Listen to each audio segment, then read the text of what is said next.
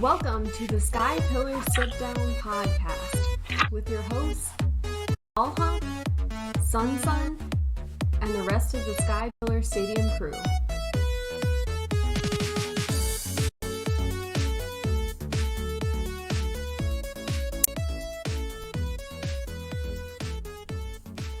Welcome back in. Hope you all had a wonderful holidays.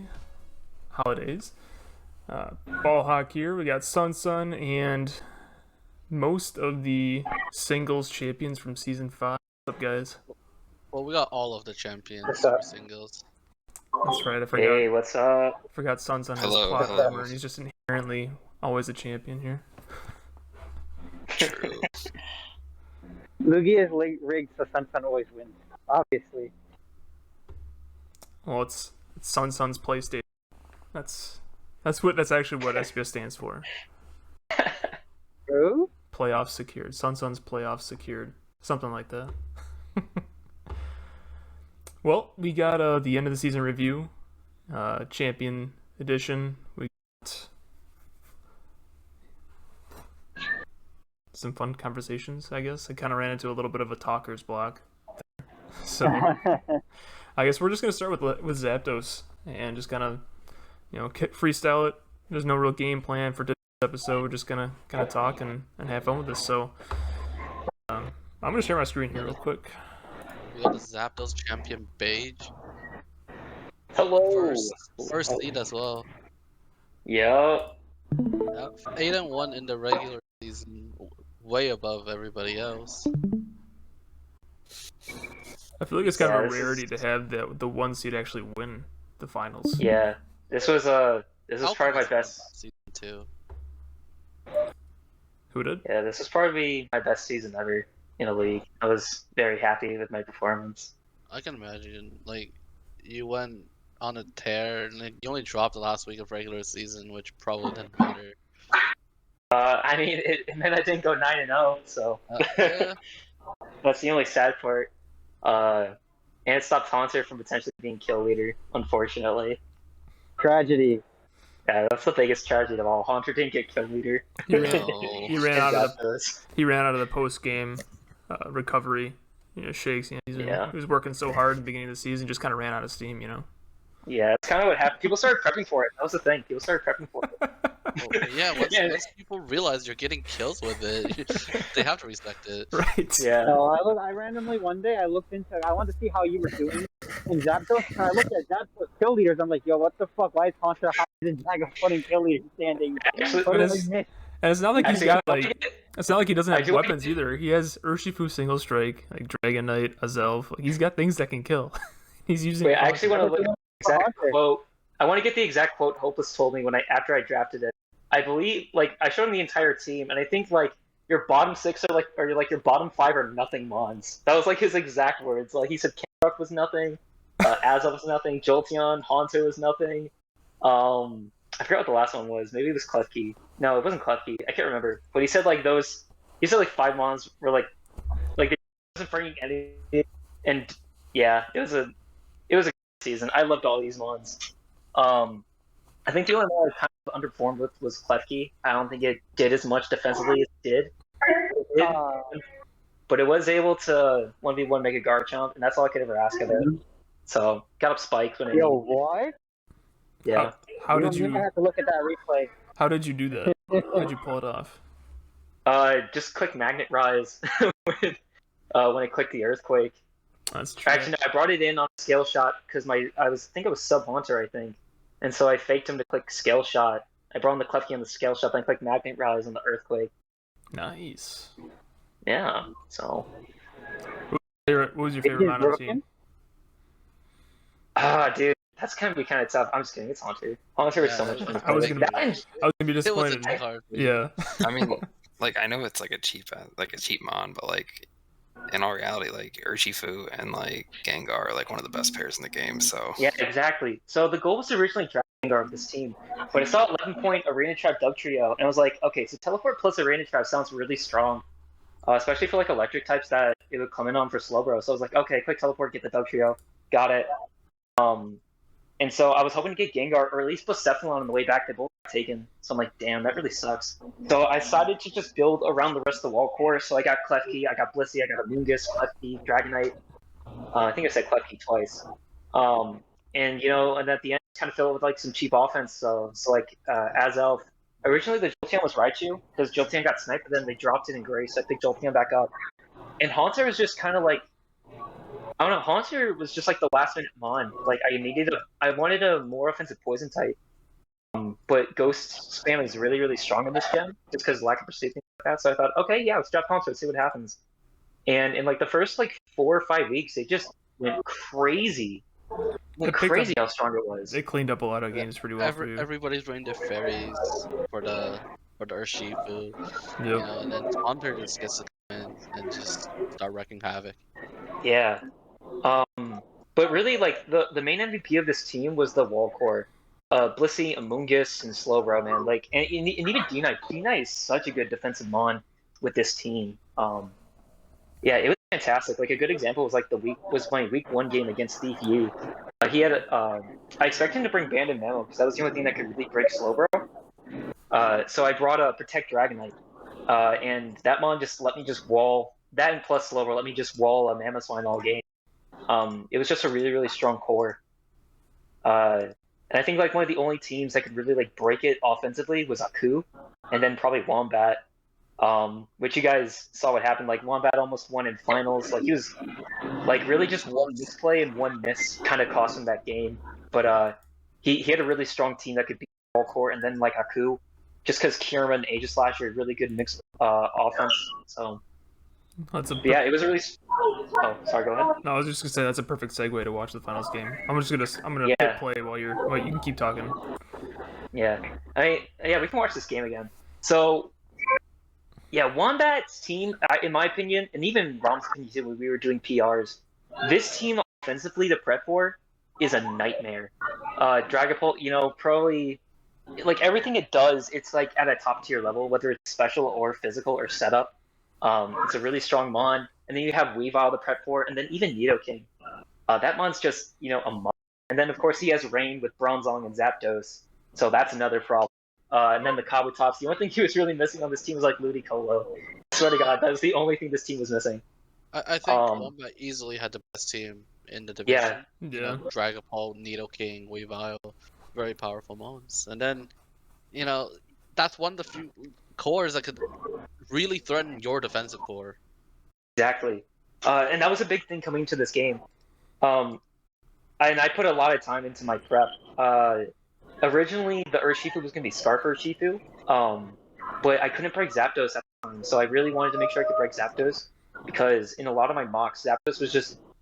It was really annoying. It just kind of lived, because I didn't really have the offensive power outside of Urshifu. And then I had Toxic Jolteon here, and then I'm pretty sure I was Rocky Helmet Blissey for stuff like, U-Turn, Dragapult, and really well with Comfy, too. Comfy was a really big threat to this team. Really good. It's good into Urshifu in general. Yeah, and I was really surprised he didn't bring it too. I think it's because he realized he could break the Amoonguss plus Blissey, so he decided to not bring it, which was probably the best call, because like he brought all the offensive threats I was really scared of, everything except for Rain. But I could definitely see why he brought Chestnut over Politoed, just because Spikes would have been just really really scary versus my team. If I don't bring heavy duty boots and everything, which I didn't, unfortunately. The goal here was just try to stick with Urshifu, try to break as much with Urshifu as possible. Hope that Weavile wasn't Ice Shard, and potentially KO Dragapult before it can beat me in the late game. Was the Shifu baited? Yeah, like he got the spikes up, but he needed to kind of make use of that. Bring in the Weavile, start clicking Nox, force a Klefki to take damage, or weakening some of these defensive mons. Yeah, that was definitely his goal. Yeah, go ahead. No, that's all I wanted to say. I think Weavile really is just one of his win conditions here, and he kind of just threw it out. We'll see it come in later, and I think he was too preemptive. Yeah, but if he didn't do that, then he couldn't break Klefki, I feel. Yeah, it takes time. Klefki gets worn down with spikes. So you just gotta keep forcing it and over, and here like he trades Nidoking for a little bit of level, but it's not, regen gets it back up, so Yeah. it gets a bit of momentum. I was actually wish Blissey specifically to keep Klefki alive for as long as possible. But yeah, once Klefki died, and he got me really good with that surprise Weavile set. I'm not sure if you guys were at the turn or not, but yeah, it's a pretty good set. If it doesn't kill, then it's not going to be that effective. yeah. Sure. Like he should have knocked it, so then force the Klefki to take spikes and knock I damage. don't think And, the set and works next time either. he does it. Yeah. The next time I think he might have just won the game with an SD. So too hasty with it, and it really costed him. Yeah. I Yeah, don't this was think a really tough battle. This was so many definitely one of the mid-round. tougher. This was the toughest battle I had all season. He is like the strongest player in Zapdos. If you're not the number one. Yeah. Funny enough, I actually faced him the week after in BPL, and and I was able to beat him then too. But like he's a really good drafter. I think he's definitely one of the better team drafters when it comes to just building offense. He makes some really good offensive cores. They're just a nightmare to prep for. And then Urshifu comes in, and now it just gets to click. I think you're scarfed here, right? And then I was banded, so that way I could break Zapdos. Right. Okay. But yeah, he let the chest not get too low, and then this miss sucked. Sure. Yeah, the miss sucked definitely. Yeah, that basically locked up the game because Urshifu. Well, even then, my regen core was kind of low, so he could still probably sweep with Weavile. That was like the big thing. But Weavile, I think, dies to any hit if it comes in. Well, you're not letting it click SD. It wasn't boots, was it? The Weavile? No, it was power. Oh, right. Power. I think it just dies to the double layer of spikes. No, it doesn't actually. Oh, it doesn't? Okay. Yeah, it lives. So he needed to keep the Dragapult alive. Dragapult was his win con, because I think Amoonguss plus Slowbro were low enough for the Dragapult to sweep. But he was too afraid of Sucker Punch here, and I just had to make the prediction and Wicked Blow. Because there's no way he was going to attack me, because he was afraid of Sucker Punch, because he knew I was banded. So he was either going to switch to Weavile, or do either Dragon Dance or Sub. So Wicked Blow was the best play in my opinion. You see how he clicked DD on your Urshifu? Yeah. If he just went into the Weavile sacked it, you would have known what you would have clicked. So then if you clicked Sucker Punch, then you can just start DDing up right? But if you clicked Wicked Blow, he can just kill you and then kind of play it the same game. It gives me more odds to do this. Well, you also got to keep in mind, I could have just kept going into other mons and playing that same game over and over. Right, that's what I'm saying. So it's like a weird thing, but in the end, like if you just played it safer, I think he could have had a higher win. Because he needed one DD to basically ensure the game. I guess you always have to play the Sucker Punch mind games, but it gave more odds. No matter what, it would always come down to a Sucker Punch mind game. And I just thought, might as well get it over with. So if I lose, I lose. But yeah, that was a pretty cool moment. That miss on the Zapdos definitely mattered, though. I don't think I would have had anything for Zapdos after that. Maybe it would have given me an opportunity to get Amoonguss back to full and kill Dragapult with a foul play, but like that's about it. It's like the only thing I really could have done. But yeah, it was a really close game. I had a really great season. A lot of the games I did win weren't really super lucky, so I'm gonna take this win with a smile on my face and say I earned it. So. Oh my God, big W. For sure, first seed, nothing to scoff at. Yeah, no, you definitely earned that one. I also think you had a pretty difficult playoff run. Like you played some hard opponents. So game 1, I wasn't really too worried because luckily Scarf Dougie kind of swept. Nobody ever says that. No. Yeah. Well, Scarf Dougie did sweep. His entire team lost to Scarf Dougie. Once I got a DOS, a little bit of chip. Well, okay, sure. Corviknight. You had to get rid of the Corviknight, but he just let it go. Well, it's not that he let it go. I'm Arena Trap Dougie anyways, so, and he wasn't Shed Shell or anything, or Shook a Berry for some reason. Cormorant doesn't care. Oh, yeah, but I'm trapping stuff and killing it, and then I'm swapping it into my... And then I had, like, Rocky Helmet, Blissey, and Slowbro, I think, for just that, for Corviknight. And, of course, Urshifu to a KO'd it. Like, Corviknight was, like, it was a threat, but it wasn't, like, super scary. But Young's team, Young Bisharp, that was tough. He had a really, really good team. Like, extremely good. He had a strong team, but I think he misplayed a lot in that game, which really costed him. Yeah. So, like, that Latios beat my entire team. Like, no doubt about it, that Latios beat my entire team. The only way I was ever going to beat that Latios was by revenge killing it. Because that was the thing with your team, right? It's really slow for the most part. Yeah. So Lottie, outspeeds and gets to just click buttons. Yeah, but this was also probably the best game where, with my Mega Camera Up. Mega Camera Up was really strong in that game. Just came on Crowbot every single time and just clicked buttons. Kind of just forced switches, forced hazard stacking. Yeah, Klefki was also really good that game too. Tricking away Glide's Toxic Orb. Turn 1 was fantastic. Really probably the best turn 1 I've ever could have asked for. Or maybe not turn 1, but it was like turn 3 or 4 or something like that. But yeah, I can't believe it was that thing. Just get so rude. Yeah, and then his Aru was really threatening, but the was Lottie. I did so many mocks and Lottie just destroyed my team every time. So originally that team was Blissey over Klefki, but Blissey couldn't beat it. So I had to do the switcheroo Iron Ball Klefki. No matter what, that was gonna hurt something. Whether it be Crobat, Gliscor, my pick, and luckily Klefki was able to come in as a root and kind of 1v1 it.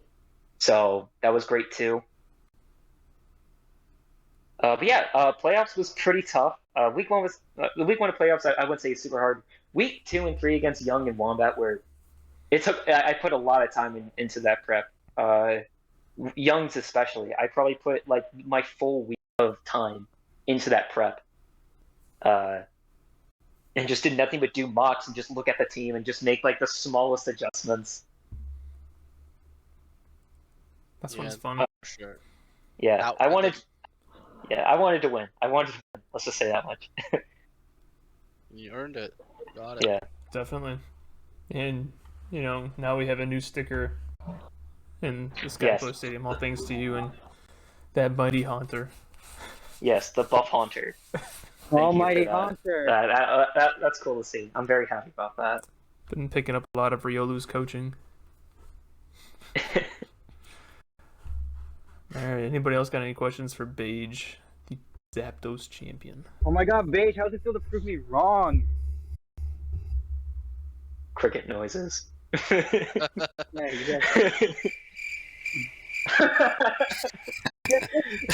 I told you like half. Oh yeah, for those of you that don't know, like when that intro song plays, that's like not like a edited thing. He just plays that song. Mm-hmm. I just thought that was really funny. Mm-hmm. Like we just sat here and just listened to the song. It's a good song. But yeah, guys. Yeah, thanks for having me. It was fun talking about the team. Fun talking about my playoff run.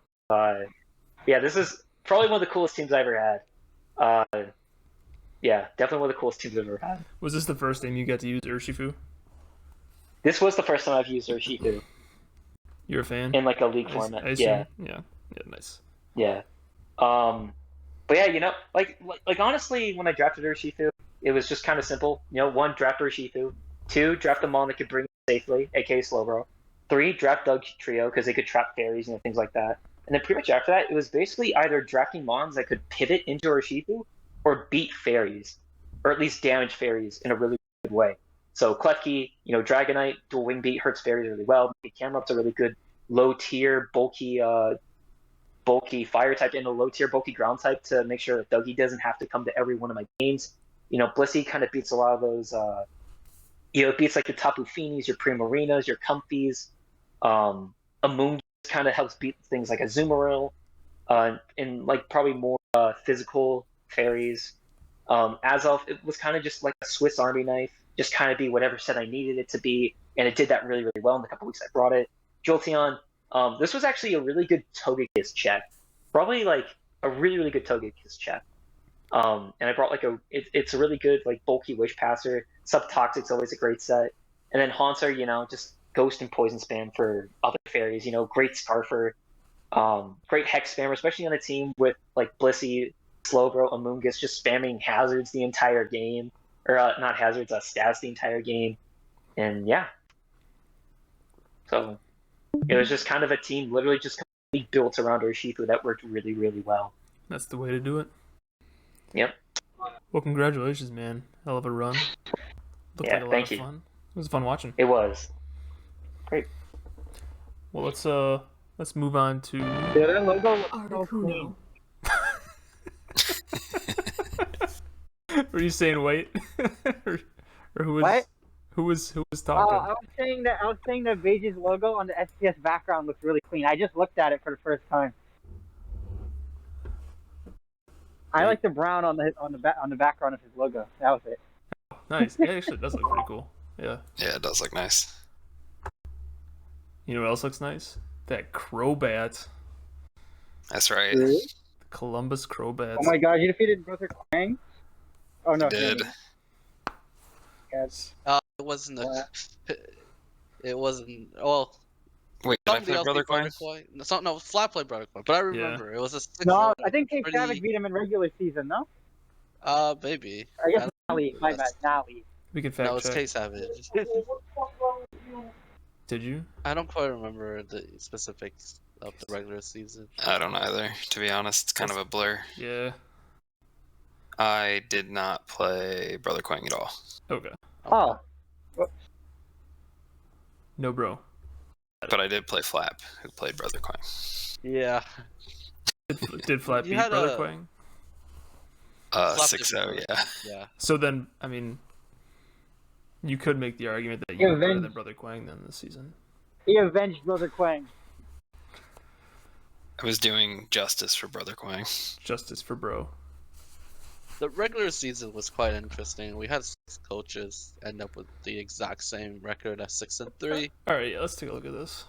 It was just a differential that really separated. And then we even had this is the first time we actually had to go to head tie breaking for Yeah, standings just- here. Well, no, we had it last season, I think. Did we? I think might have come up at some point. 'Cause I remember we had to do some. Maybe it was this season, but we definitely did like a head-to-head thing. This is I remember I spent like a day trying to figure out how to code it head to head for this stuff. That was part of it, I think. Yeah, because me and Yopier, because like I beat Yopier in the regular season, but we had the same exact record and differential. Yeah. Yeah, this division was crazy close. So, like anybody could have really won first seed. It was just, somebody just had a higher differential. Yep. So let's talk about you, K Savage. How was your season? It was fun. I really enjoyed my time in SPS. The team was, I want to say, it was pretty shitty, but I mean, you got threats, I had fun with it though. Like, I don't know. I felt like it forced me to be really creative with my team building because overall, I feel like it wasn't the strongest team. A lot of these mons, like, they have a variety of sets. Como, Necrozma, Zeraora.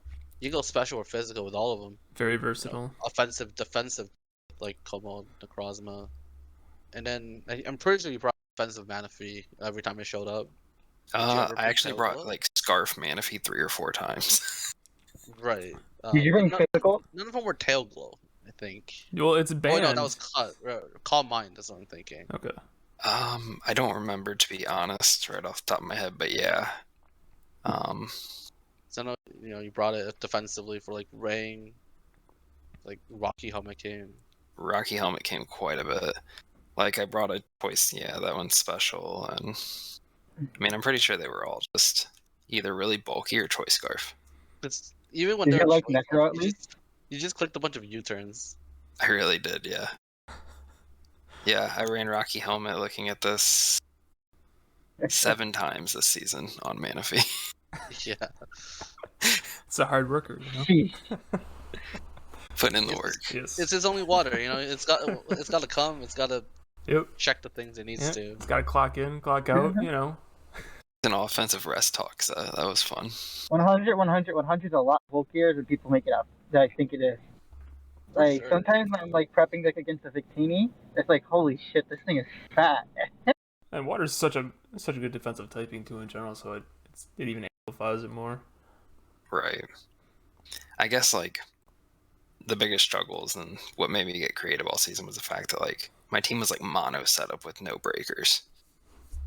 Besides like Necrozma, I guess, but like The Cardinals still. I would say Zera. Yeah. It's not that much of a breaker. No. I I would guess say Zera's a better breaker than. you can make the argument maybe that like although it lacks like the really heavy hitting moves, but Togekiss with its high special attack could be a breaker maybe. I don't know, Sonny might shoot me down with that one. To be able to flinch stuff down. I would say Vikavolt. The Vikavolt's thing good. is, its strongest hitting move is like Air Slash and Dazzling Gleam, and that's barely denting things because it's Yeah. just weak. Yeah. right. Like, you know, that's nothing compared to like a Hydro Pump from Spectrum Arena. Yeah, pretty much. That's- I don't know. It's been fun because like Como is really versatile. Like my kill leaders were, I mean, it was tied between Zera and Necrozma, and then Como was only 2 behind at 11, 11, and 9. So spread the love a little bit. And then playoffs is where Necrozma really jumped up. Yeah. It wasn't really until the end. Yeah, just waiting. It was just, you know, it was saving up all that. It was absorbing all that light, you know. Like, that's what it does, right? Ultra Moon. It sucks up all the light. Photon Geyser, right? Yeah. Yeah. It was just, you know, Necro charging is up. so good. I love it so much. It's I just want to such say a good one thing this season. It made me hate Togekiss. It's a trash Pokemon. Oh, What? really? Really? I believe did that's cap. What did you dislike about it in particular? Its Fizz Def just doesn't cut it. You know, it's kind of fair, but you know, it's still really good defensively and just checking really strong mons. Yeah. It's like really that. good. Like I really did enjoy it, and like I tend to draft it quite a bit, but like it just feels like if you get that poison jab, poison, or any of those little extra secondary effects, it's just broke for the entire game. Yeah, because it can't run leftovers. It always has to run boots. Pretty much. Well, I'm gonna- Especially with my team. My spinners were Cryogonal and Colossal, so yeah. Hey, Colossals, don't be trash talking, my boy. All right, I'm gonna play this finals game in the background. We'll keep talking. Okay. It's you can put it on fast. This game's not, it's Well, not worth it. If I put it on fast, you know, I'm afraid you're gonna blink. You might just miss everything.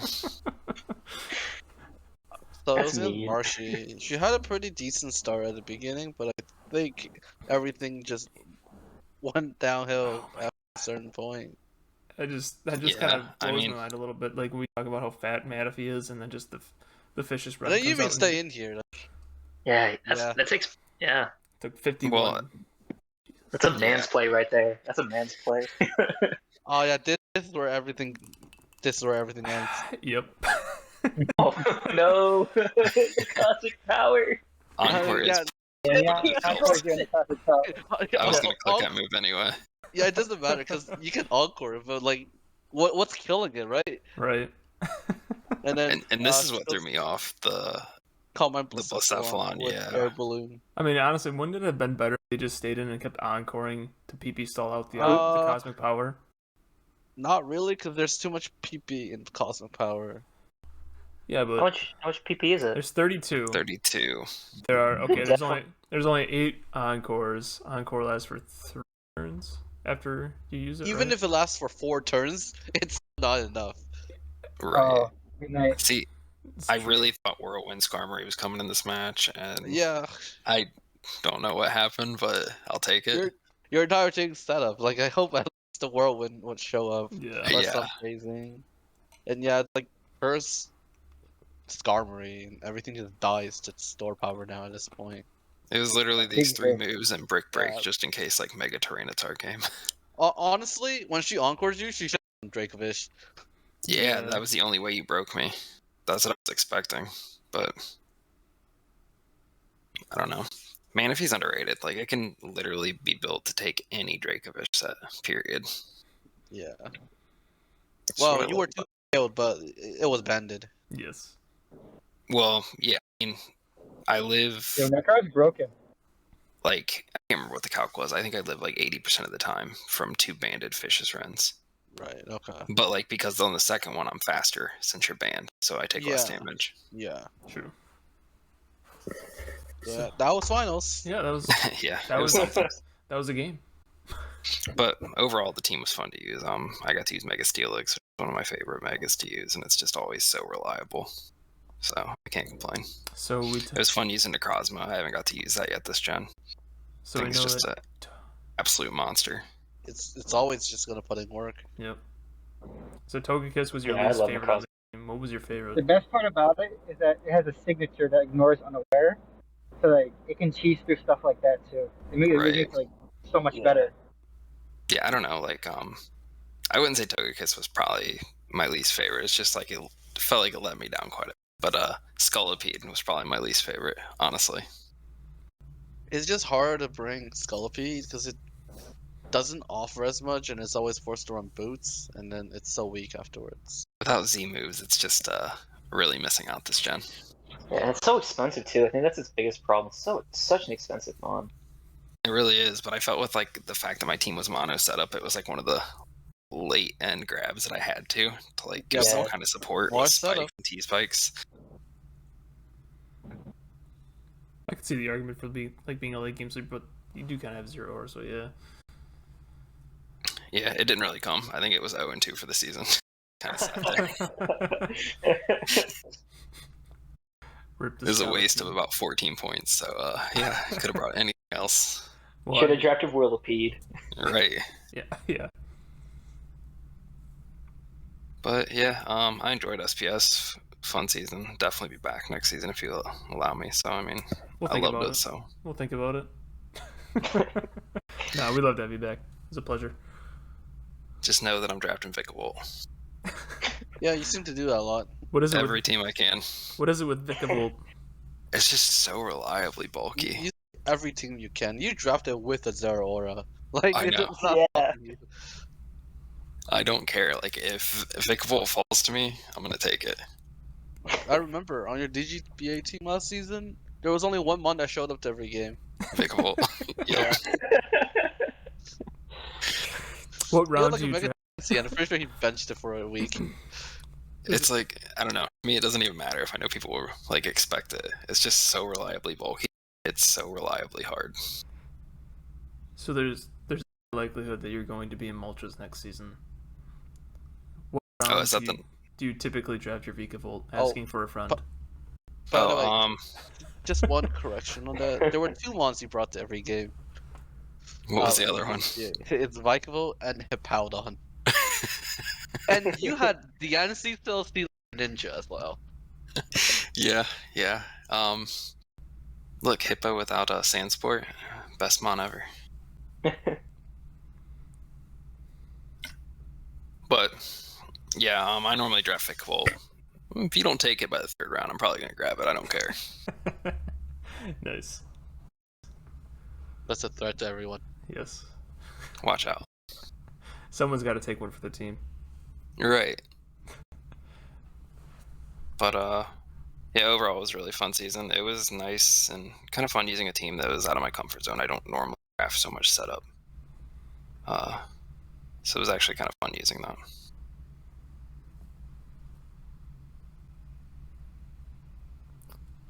Anybody got any other questions for Kid Savage? How often did you bring Bandit or like the Life Orb for attack 0 or just to be like a breaker? I think I brought like bulk up 2 or 3 times, and the rest I brought heavy duty boots a couple times, and the rest was like leftover sub. I don't think I ever brought Bandit one time, which is probably why I didn't get as many kills as yours did. I think I brought Bandit one time. I'm not usually a fan of Bandit Zero unless like their ground type is really bad.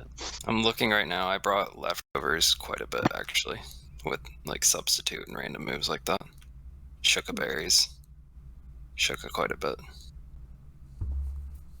My question. So how bad were like bulky grounds against you? Like, what was like your main solution against them? Scarf Manaphy. Okay. His team can't kill ground types. No, it was a real struggle all season. Yeah, I could tell.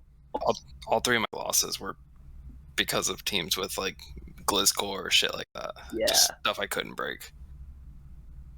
Like I feel like you would have to bring Frostlass to a lot of those games. Oh, or yeah. Frostlass, Cryogenol. Yeah, I knew what you meant. I brought it more time than I would have liked to, that's for sure. But I think that's probably the best situation I could have handled in playoffs because I didn't face a team that had a really good type in playoffs. Sound like it would have mattered against the Crozma. True. True. Yeah, I don't know what happened with that. There was some funky sets that came against me that game, that's for sure. I feel like it was just like they just had the blinders up for the Cosmic Power Necrozma or something. Like they forgot about it. I felt like it was pretty like a pretty obvious bring. I felt like it was the only set that worked because like a Meteor Beam set couldn't break through a T-Tar. A D-Dance set could, but there was like other threats that just completely shut it down. It was that or nothing, so. Did they say why they didn't bring T-Tar? Because they expected me to tech Brick Break, which I did, but. Oh, your Brick Break last, right? My last move was Brick Break, yeah. Oh shoot, okay. Huh, which was alright. always a 2-shot on like max HP, so. Wow. Wow. Yeah, that's kind of cool. I like that.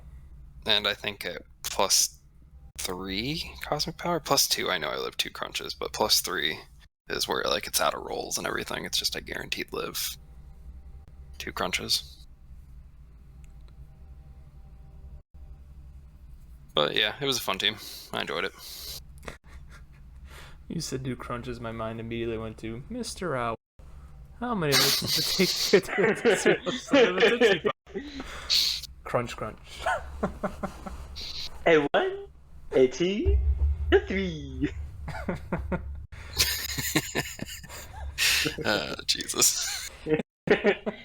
Well, Those commercials were the best. yes, the childhood commercials, gotta love it. Well, I always saw those commercials like from the 50s or whatever, and they just like remake them. well, that's what happens, you know. You just run out of content, old stuff. Nostalgia is a powerful thing. It is indeed. Yeah. I mean, look how well BDSP is doing, and it's not even that great of a game. No, it's pretty poopy. Did you see the Renegade Platinum mod just got released? No, I did not, but I'll be checking it when we're done. Yep. Oh, you can play on like BDSP Platinum? Yeah. Not just regular Yo. Platinum. Not just like regular Platinum. I mean, you can, but like somebody released Drayana as like Renegade Platinum, but on BDSP. Oh, Yeah, it's around okay. there. So, Shoot, I might check that out then. Yeah. Well, let's move on to Moltres. and we'll take a look at Hopeless's run. his run actually, his semis and finals game, they were pretty easy for him. It was And only my round was very Mickey. It was very Mickey Mouse. his semifinals game was just like, I don't know, 10 turns. Yeah, it's because it's hopeless. All right, because it was only 10 turns, let's watch that one too. Because I'm It's only curious. 10 turns. I just led my win count. Well, that's the wrong semifinals. Bonus episode. No, I'm just kidding. Yeah. All right, here we go. He just led Zero Aura, and then won. Oh, that's right. Oh no. Yeah, his opponent just let him get up a calm mind. Oh and then, no. And then the Miss Toxic is just like, okay, GG. Yeah. Foul play here. I think Expected. Agron was the one that clicked Toxic, right? Oh no. Oh, the crit sphere too. Sir, no. Oh, But yeah, the sturdy into toxic into mid. Yeah. Oh my goodness. Yeah. Yeah, and then that's a GG. Even then, it's hard. It's hard winning a 4v5. I remember, after the game, Trip was molding about the set of Zero I brought. He said my set was actually terrible, the one that I brought. I don't think He so. said that I had no reason. He said I had no reason to bring Calm Mind Zero Aura into Latios. My last move was Snarl, by the way, to hit the Latios, and I never clicked it because I didn't bring it. Yeah, I don't think your set was. Anytime a set like can 6-0 somebody, I mean, I they think miss toxic. Like Sub-Zero Aura is always just threatening. Like Calm Mind Bulk Up, like one of those two. You Yeah. just always gotta prepare for it. yeah. I love Zera. It's such fun. yeah, it's nice because at least The you only can reason play I around like it heights like on the that side. So because that's I nice. figured he would lead. I figured he would lead either he'd lead his Carcoal because I didn't bring removal, and I was like, shit, he brought Carcoal. I didn't think that thing would fucking come. Stupid Carcoal. So I brought Zero. I just led Zero Aura to try to win because I can't touch Zero at all. I can't do anything. So it was like at least 2 free Calm Minds. Yeah. I mean, hell, the crit Stone Edge did like 20. No, the 40. The 40. Oh, sorry. You should have clicked the Stone Edge, but he got so greedy with the spikes and then went into Rotom mode because he panicked. You should have hit the toxic. Yeah. So Yeah, that's tough. The only really hard game, I would say, the really hard game was probably quarters, and I only won quarter playoffs because Ghost choked. Like, he choked really, really hard, and that was the only reason I really won. okay, you're calling him out. And his choke was he sacked Mega Gardevoir. He sacked Mega Gardevoir to Terra when Mega Guard won the end game.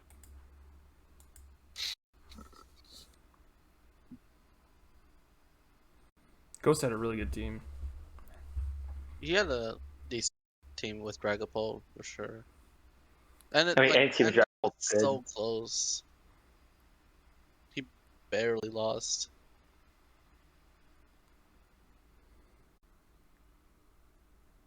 This burn just sucked too.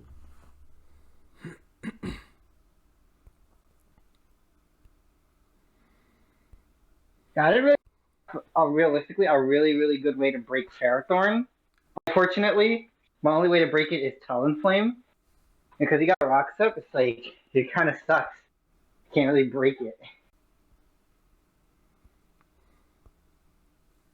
Yeah, which is, something you gotta account for. I was actually glad that he went into Lycanroc there, because I got a Toxic off on it really early, which was good. Which meant that, like, it can't, like, SD slash and then get 2 kills.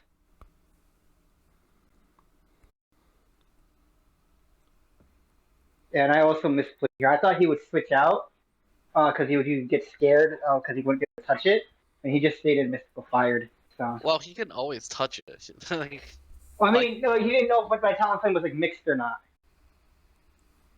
Honestly, like, looking at your moveset, you were Flamethrower, Roost, you were Flamethrower Defog. You didn't show Right. Roost, and you didn't show, did you show Toxic at that point? I don't remember. I did show Toxic. I just yeah. clicked Toxic. So you showed Toxic, Flamethrower, Defog. You were definitely gonna be Roost. He knew your whole set. Yeah. He had nothing to I do. guess it was fair. Somehow forgot Roost for, like, Brave Bird, which is, like, a pretty bad set. I think that, like, the biggest issue for me in prep was mostly pull Nidoqueen Pharaoh, because those, like, 3 mons are, like, disgusting. Yeah, you couldn't break Because Pharaoh. my way to win was Zera Aura. It was like Zera Aura, Mega Gyarados, and then, like, yeah, the Pharaoh was a huge issue. I mean, I figured he would bring Taunt Gardevoir or Clefable, so I wasn't really too surprised by him bringing Taunt Gardevoir. I think I was more surprised. I believe he clicks Wish, right? Yeah. I was more surprised that he was Wish. I was surprised he just didn't receive the wish, Maybe he just wanted Nidoqueen to be But healthy. yeah, he did want Nidoqueen to be healthy for the Zero Aura. Yeah. I don't think my Zera was creep for Pulp. I think I was creep for Adamant or Jolly Pulp. Element or Modest Pulp. I wasn't creep for jolly or timid. Yeah, that was a really huge I got- knockoff right there. Yeah, it was.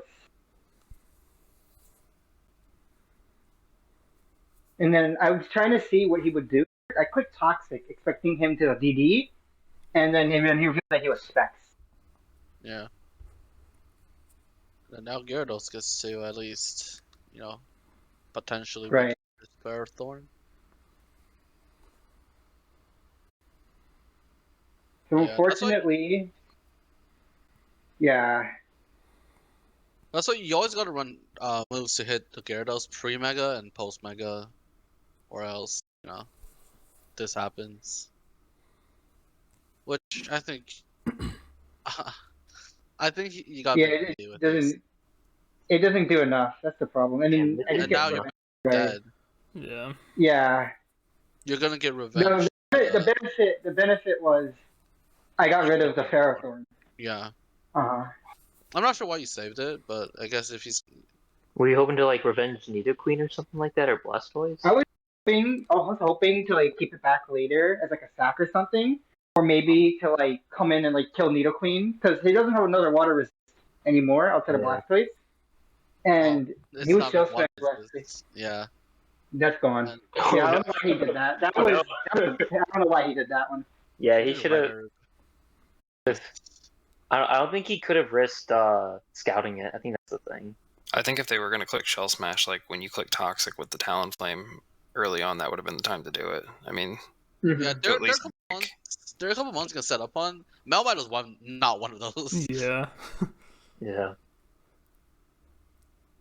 Who knows, maybe he was I hoping was for like hoping I would live, but yeah, I was hoping. It did 57 to you last time.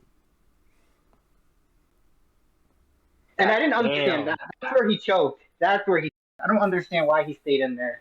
Yeah, he kept that Mon healthy. He was thinking you were gonna sub. I don't know what he thought I was gonna do there, but that's where he choked because Swampert Clefable wins this endgame. Yeah. Or even Zera just wins. even if Xera's there, like, Queen's always the play. Yeah. I believe Swampert here. I think I do, right? Or did I say one? Not even do it. Oh, I don't know why I did that one. Interesting. So it's fun watching replays a while after you played. Guys? Like, what did I do that for? Why do you not go back into Nidoqueen on this?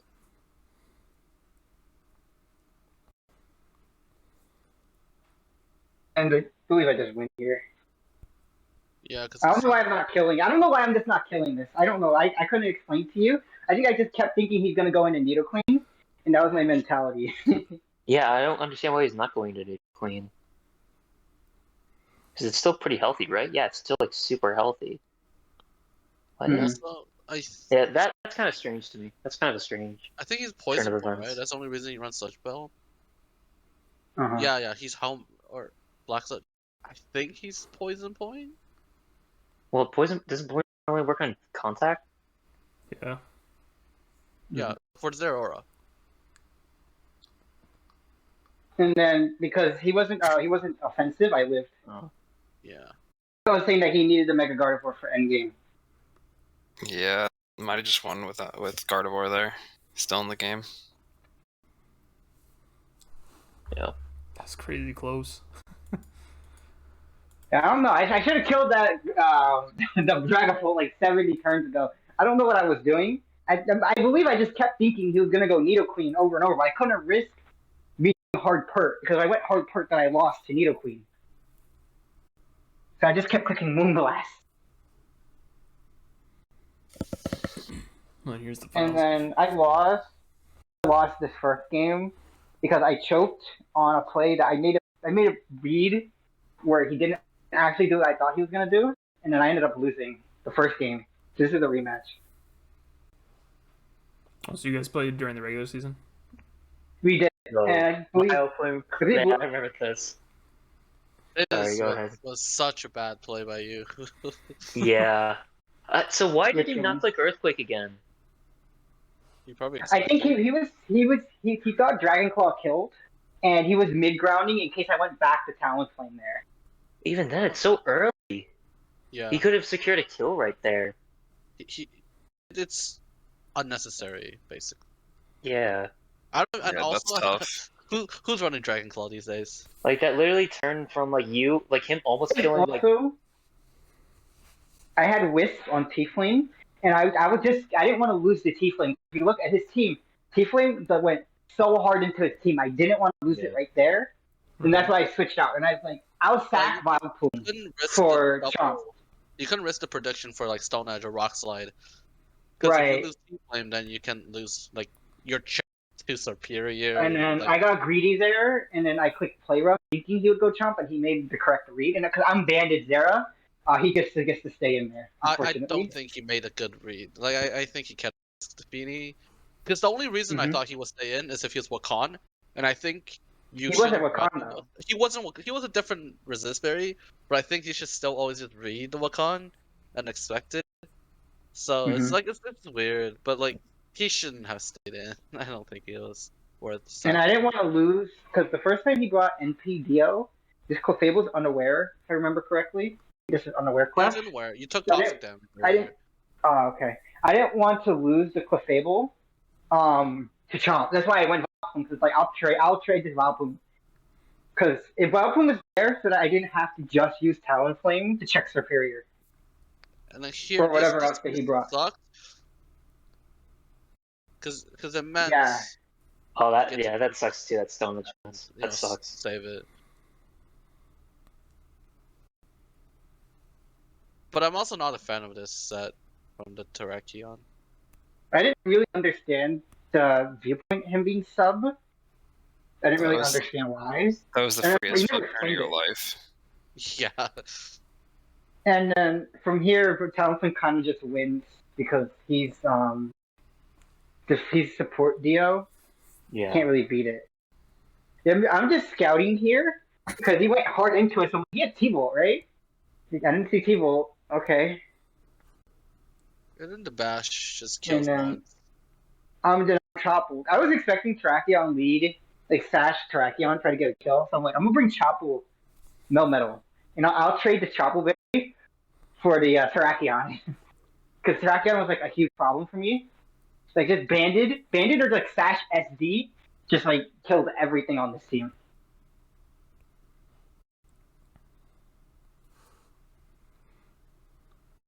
So yeah, and I did just play it safe, right? Sash this. When you play it safe, I don't think he should stay in Brave Bird. I'm actually shocked they didn't run like a more setup type Dio, considering I think most of the season they did, actually. Yeah. I think he expected me to prep for it. I don't think he expected me to bring. I don't think I brought removal the first game. That's why. The first game I didn't bring removal, and in this game I did. Yeah. He missed a lot of moves that game. I remember he missed a lot of moves, but even then, it didn't. It super mattered. But I got kind of lucky, but I think that it was pretty huge. I don't think it mattered in the long run. I think I still won in the long run there. Yeah, I agree. I'm just saying. Metal just came in and just claimed everything anyway. Yeah, I agree. It didn't really matter, but it just sucks in that position. Yeah, I also don't like the fact that he's sub against Double Iron Bash, which it takes one bash, you know? It would take two to kill the Terrakion behind the sub. Yeah. Early game was a bit rough, but like he kind of cleaned it up in mid game. Yeah. Who would have thought first pick Clefable would win? What was that, like pick 7? And I took Clefable at pick 7. Yeah, you made Jacob pretty angry with that. Wait, you've got Clefable pick 7? Yeah. Like pick 7. Yeah. Okay. All right. 9. I mean, to be fair, you weren't getting it back. You probably weren't going to get it back, so I guess it makes sense. No, I think he would. So, the only reason he wouldn't get it back is because JCaps decided to go full stall. But like anybody else, I didn't know JCaps was going full stall. I didn't know JCaps was going full stall, though. I didn't know. So I ended up unintentionally sniping him of his full stall. I just wanted Clef. I just was like, yo, I love Clef, and I don't like anything else on board here. I'm just gonna take Clef. So I took Clef. Yeah. It worked out. And then the rest of the team was kind of just like fun mons. Like I liked Zera. Zera was like the best thing that came back. Mel was cool, I like Melmetal Clef because it's like I can like teleport into it, and then Zera can Volt Switch into it, and then Zera Aura beats water types for Melmetal. So it's like, okay, cool. Swampert Talonflame is like a core I always use, so those three like went together. And then I ended up wanting Mega Gyarados. I think I overpaid for something, and I had to get it in FA. I forget what it was. I think I missed points. I was like, oh shit. But yeah, Mega Gyarados was fun though, and there ended up farming. It did farm. We got like 22 kills Mm-hmm. in the regular season. God damn. 22 kills in an 8-week... What was this, an 8 or 9-week season? 9 weeks. 9 weeks? That's still impressive. I believe I brought, it's like zero every game. Yeah, that makes sense. Yeah, it's a strong team. It's definitely a really strong team. I like it. Fun to build with. Yeah, I could tell. The only downside was that I didn't have any special attackers, so I had to bring special Talonflame or Mesprit more than I wanted to. Bro, we talking about... I mean, it was fun. Just bring like... I bring special Salamence too. You just bring Life Orb Clef. Clef is the only defensive mon on this team.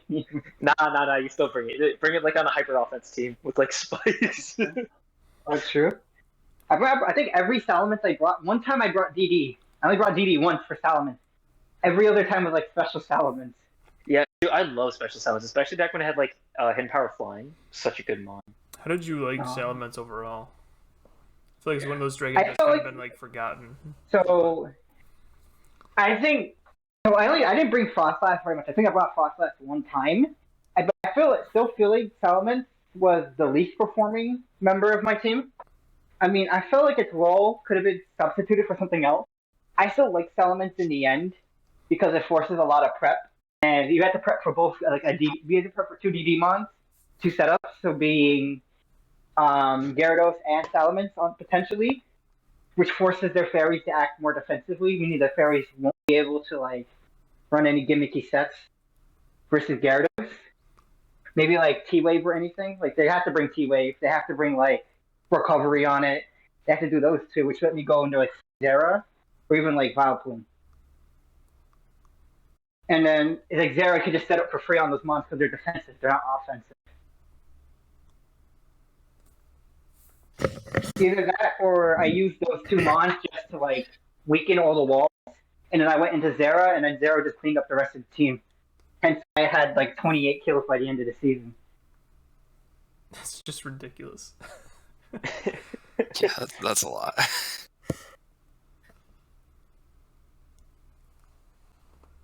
Yeah, I think overall it was pretty fun. I think it was an easier schedule though. I think I definitely got off easy with the schedule. Well, you can fact check that. The only person I would say who was really difficult was Davinia, and I would have beat Davinia if I wasn't stupid and realized her Shifu didn't have the move slot for Sucker Punch. I missed dual wing beat on Spectre. He hit me with Shadow Ball, and then I was in Sucker Punch range. But then he already revealed Wicked Blow, CC, U-turn. You were... Poison Jab, Wicked Blow, U-turn. He showed those 3. And in my head, I'm like, oh, he has Sucker Punch. And it was his last move was actually CC, so I ended up throwing, not realizing it. I threw the game there, thinking he had Sucker Punch. Because I wasn't paying attention. Well, you were, in fact, middle of the road in strength of schedule. But yeah, Diviny had a good season, too. So I unintentionally... Well, I guess I threw my position to get first seed. But I don't know if I would have made final spots first seed, though. So I'll take the second seed. I won't complain because I won. Because the first seed route was a little bit harder. I didn't want to have to fight J-Caps again. So I'll take it. I'll let Davinia deal with that.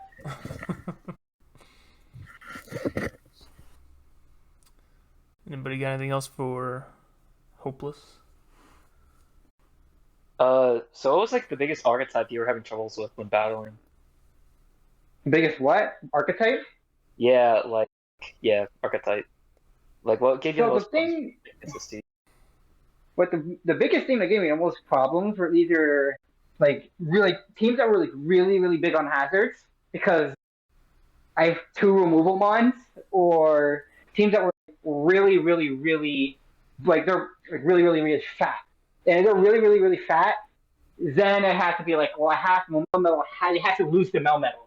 And if they had like a really good Melmetal answer, then it got a lot tougher. Then I would have to bring like Taunt Zera, or like I have to like bring some like cheesy quest set or a Mesphere set. Okay. And I ended up winning versus JCaps off of luck. He was like the example of a really, really fat team. I only won off of luck because I crit his hippo. I mean, his hippo set was bad. I mean, regardless, no He's playing a disrespect to stall him. team, right? So he deserves all the luck against that. He does. I mean, regardless, I don't think his hippo set was very good. He brought Floatstone over Rindo, and any hacks towards that end game there would have all not have mattered if he was Rindo. The crit would not have mattered if he was Rindo, because he would have lived Wait. through Rindo. JCaps brought Floatstone? He brought Floatstone because of Zero Aura's Grass Knot. It's still like 100 base power because Hippo is so heavy. It's still 100 base power. What? wait. He brought Floatstone out of all the items he could have brought. What? I don't know. I didn't know about that either. Yeah, that's surprising. Apparently, Raw I didn't 2-hit KO, but I was work up Zera, so I covered him both physically and special. So, I don't know. We'll just chalk that one up to outsmarting himself. Lowers your weight, but it lowers the base power of the move by 20 because it's still so heavy.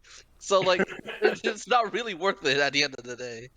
Yeah, that's what I was saying. It was like all that wouldn't have mattered if he was Rindoberry.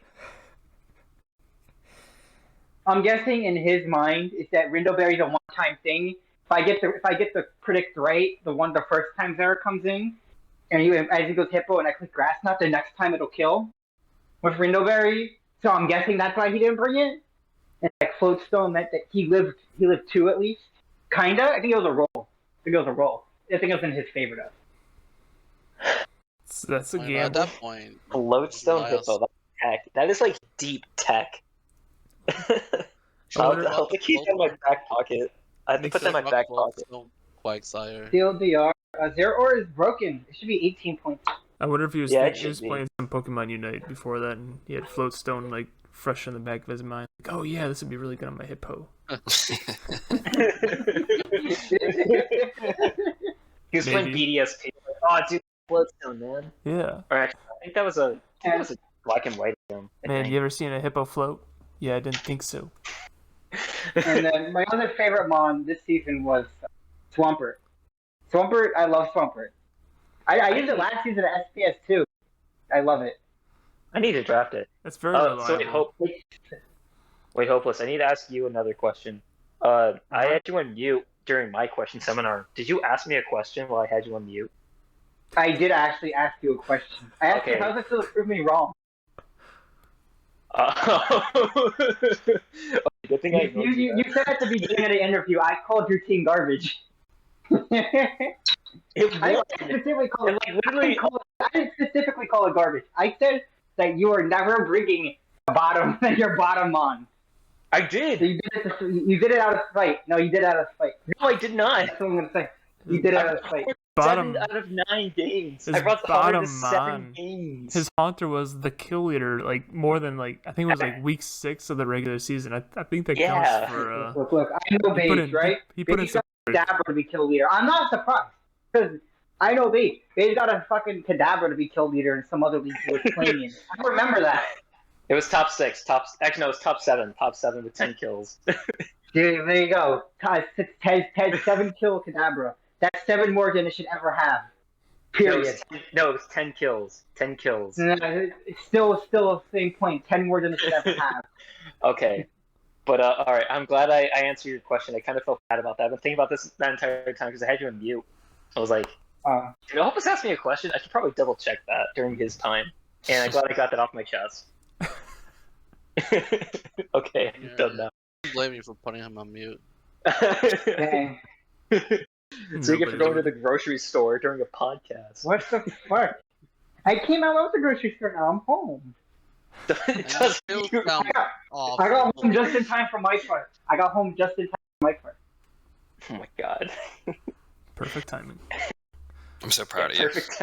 Yeah, perfect timing. Okay, and you guys can ask some questions now. I'm done. Nothing else? Oh, man. I'm getting bullied here too? It's enough to get bullied on I just don't know what else to ask you. I mean, like, what did you? He talks so much. He answers all of our questions before we even ask him. Like, how did you enjoy Talonflame? Talonflame's How awesome. did I enjoy Talonflame? Yes. Or you mean how did I enjoy Moltres? Nah, I meant Talonflame. You had Talonflame on your team. Bro. How did you enjoy it? Oh. Or how? It was one of those mons. I think I've drafted Talonflame 7 times. If you include SPS. So yeah. that's my Vikavolt then. I get it. Yeah, Yeah, no, it's one of those mons. It's just a go-to for me. So it's like I need speed tier. I need defog. Oh look, Talonflame's on board. That's a good round 4 pick. Yeah. It feels so many roles. I remember back in like Gen 6 when like whatever draft Talonflame because it was such a bad mon in Gen 6 draft league. In Gen 6? What are you talking about? Gen 6 is cracked. You mean Gen 7? No. In ladder, it's really, really good. In draft league, no one would ever draft it for Gen some 6 reason. Talonflame was super good.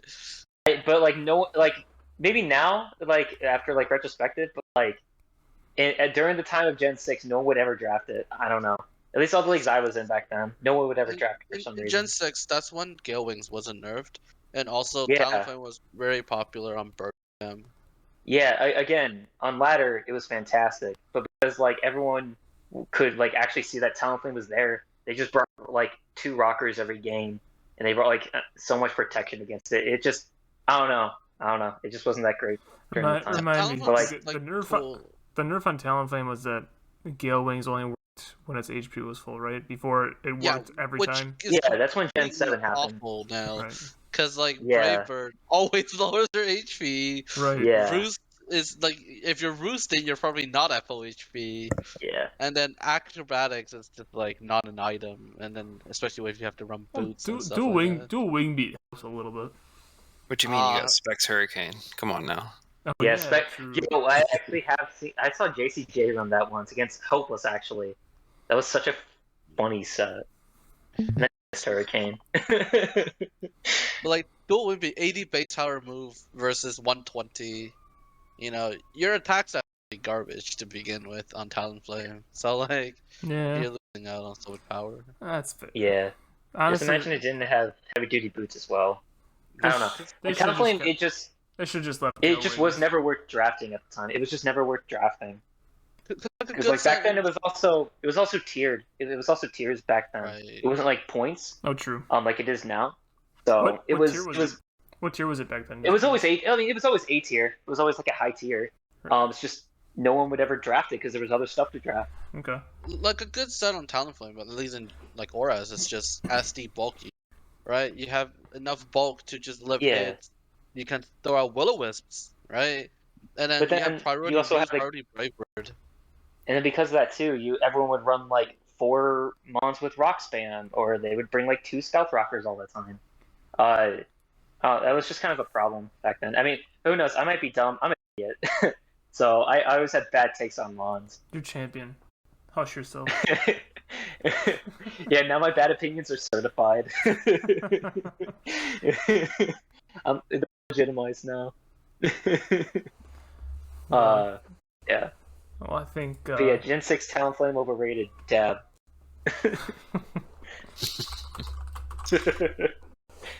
Well, I think we will. We'll move on to the overarching plot that is SPS. Lugia. Sun's plaything, pretty much.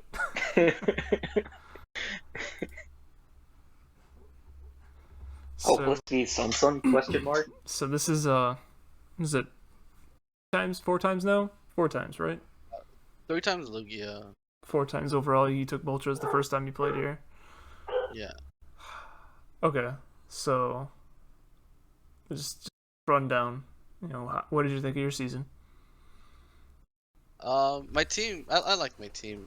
Like, well, the finishing touch on my team. Right. It's not like your team isn't complete without a mid-season poison pickup, I feel like. So initially on my team, I had like instead of Nihilego, Tangela, Audino, I had Poros, Salazo, and I think it was like a cheap grass, like Growl or something. And then, so most of the team is like, I like the team because some of these pieces are from my LDI team, which I just translated over. Because on my LDI team, I had a regular Garchomp, Weavile, Corviknight, Primarina, Audino, right? And then 3 other mons. And I really like that team. And it got me really far too, so I'm just like, just want to use it again. And 2 just see how it championship goes. appearances, hard to argue with that. Well, I lost finals in LEI, but it made it far, so that's what counts. I would have left that part And so out. I just got Mega Chomp here instead because I couldn't get the regular Chomp. And then, obviously, the initial weeks were kind of rough. I started out at 2 and 4, and like some of the games I really threw hard, especially against Diet Tight. Even though against OP Jellison, I messed up, and yeah. But like, I caught the Nihilego that I wanted because I got sniped from Nihilego during the regular draft. So that's what I had planned all along, but like, my plan just got really messed up, and Salazo just wasn't a good fit. And so after I got Nihilego, I picked up, Audino, which it was on the LDI team, so I was like, can't be, I'm happy with that result. And so it just ended up well, and I took the last 6 weeks just home. I just think it's funny when you say you planned the Nihilego all along. Just like, what does Lugia have to do to beat you? Dude, it was so nice for dude, the Nihilego just got dropped out of nowhere. I'm just like I wanted this from the beginning. I'm gonna take it now, and then as soon as I pick it up, like the games just start going so much easier. What was the quicker pickup? Last season's Galar Slowking midseason or this season's Nihilego? I think it's Nihilego, really. Wait, you got a mid-season I'm Galar impressed. Slowking? Yeah, last season you did. picked which that was like you were like within minutes of the Galar Slowking last season. I thought too, which ended up actually being a trade because I think it was Latias for Slowking, wasn't it? Cause Oh, it's a trade. That makes way more sense. no, not even No, somebody dropped it, and then I picked it up, and I'm just like, this would HGC cost dropped us it. less. It would be easier if we just did a trade instead, and so we just traded. Why would someone drop Slowking G? I need like some context to this. I just think HGC was having a tough season. I think if I recall correctly, and I don't think. Oh, so you just wanted to make like a meme team, or I don't know if they were just like weren't sure how to use her. To be fair, there was a period where Galar Slowking wasn't rated as highly. Yeah, I think this was like just starting to come out of that, and I think HGC just wasn't familiar or wasn't really confident with Galar Slowking. Maybe it just might have just been a preference issue. He wanted to change his teams, and I guess that was the direction he went with. I'm not really sure. Well, thoughts on Mega Chomp versus regular Chomp? Regular Chomp's obviously better, but Mega Chomp still can do what it does, and it hits harder, which is useful in like certain cases. Mm-hmm. It's fatter too. Like the earthquake just killed things, Yeah. did the webs help? I don't think I put it up once. If I did, maybe just one time. Okay. So is Cycle just better for dealing with the bulky grasses, or? I can tell you that Vikavolt main purpose for the second half of the season was purely to limit the teams with struggling ground types. So I brought it twice against Slick, right? Once in the regular season, once in the playoffs. And it's because his ground types in Mammothswine. And so Mammothswine gets... Oh, no, he had Nidoqueen as well. I think I just brought it because it was good against Celesteela, and it was good against Necrozma and Hydreigon. So it's good against a lot of his high team. So I thought I had like a decent shot of just putting in work. Other than that, like, I did put up webs, but I don't think some of them stuck. Not sticky Vikavo's enough. job mainly is just role switching, clicking roost on like offensive mons.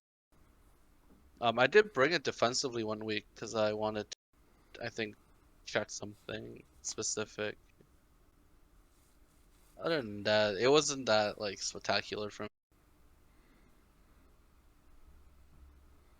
I do like Dio speed. Oh, shoot, Encore Primarina? That's pretty cool. What'd you say about Primarina? Encore Primarina? What was that for? Which like- game are you referring to? Just the one that Ballhawk's showing right now. We're watching the against- quarterfinal game. Oh, this is against Slick. Is this the first game or the second? Yeah, this is the second game. This is playoffs. Oh, okay. Encore mostly for setup Hydreigon, like sub or okay. like nasty paw or like some sort of sub variant. Because like the only way that Hydreigon can beat fairy types is with Belch. And so he has to cut his HP down first to do that.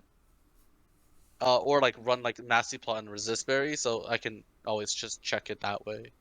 Okay. I'll talk about the Dio speed after this. Okay. Yeah, like my matchup against Slick is super free because Weavile just destroys his entire team. Yeah. Not a fun Weavile team to face. And Talonflame sets up, but like I don't have to really predict specifically, so I can just always throw out these moves. This was not a roll because that was E-Belt. Oh. Or E-Belt were like a boost. There was a boosting item of some sorts. It was always gonna do more damage than like regular. But yeah, Michael was basically fodder, but it put in some damage. And then I think Weavile comes out or Corviknight, yeah. Which, Did you have a name I for your just nicknames? I know he flinched you. What was that about my nicknames? Do you have a theme that you follow with your nicknames? Like some people. Like, No, I don't. I don't. I'm proud of you. Same. And then so I wasn't sure if it was faster, but I was faster. Oh wow. What was your nature and speed on the Dio? I don't remember, but I was creeping. I might have no. I specifically creeped Celesteela. I know that. Okay. So yeah, I wonder. I want to deal for specific reason because I meant to creep autonomize. Nothing worse than getting swept by an autonomized Steela. Oh, that sucks. Yeah. And then at this point, Weavile cleans up. It doesn't. Yeah. Yeah. Imagine missing triple axle right there. I don't think it mattered because I can always just go Dio, but it just requires some predictions. And yeah, that's the first game. Dio speed was alright in like the like regular season. I didn't play too well, so its stats aren't that good. And then in playoffs, I brought it to one game, which this is the game. But like Dio speed's tough for me sometimes. Like I'm not like the biggest fan of it. I get why people like it. I'm just not the biggest fan of it. I feel like its only good set is Hazard Lead, and then that's it. Like Nasty Paw's so threatening. Like against Slick, against like other people throughout the season, Nasty Paw can win you. Honestly, you can get away with like Nasty Paw taunt quite a bit. I guess. And like almost every match I'm here, we just run modest fan of Nasty Taunt too because it's just. I really also fast. remember when I played K Savage in MLP, I brought the speed, and I 6-0'd him with a calm mindset. Yeah, I remember that actually. I think it was the only time we played. Yeah, but calm mind deal speed is really good, and then even like I brought dual screens. I brought physical once or twice, I think, because I was facing a sand team and I needed to kill the T-Tart, so I brought like Drain Punch and like I think I had Power Up Punch. Knockoff was there, Drain Punch or some kind of physical fighting move. That's cool.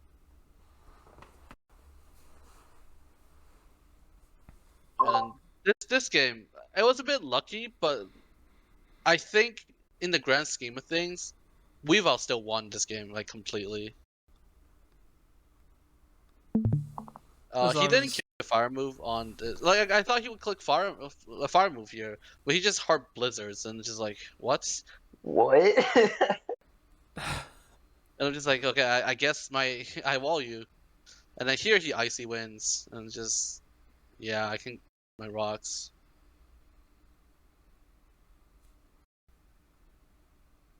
Didn't think he'd be Blizzard, like at least Ice Beam. That made more sense. Right. Yeah.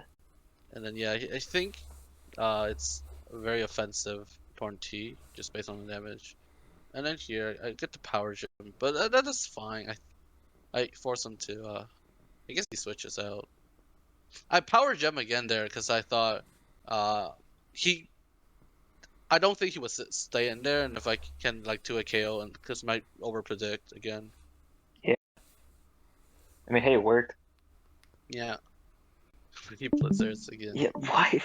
Yeah, just for nice. No I mean, did Blizzard let him like 2 a KO Corv or something, or No, like, it is that doesn't Corv? kill any kind of Corviknight. I don't know. Like, it just seems like I such get a tired. random move. Fought him in THT, and he almost beat me, but he missed like a ton of moves all at once, and it let me set up a Calm Mind Clef, which was really unfortunate because he had a lot of misses. But This was probably my luckiest game in playoffs, but I don't think Chomp being alive was that important. no, it's your most skilled game. Don't worry about it.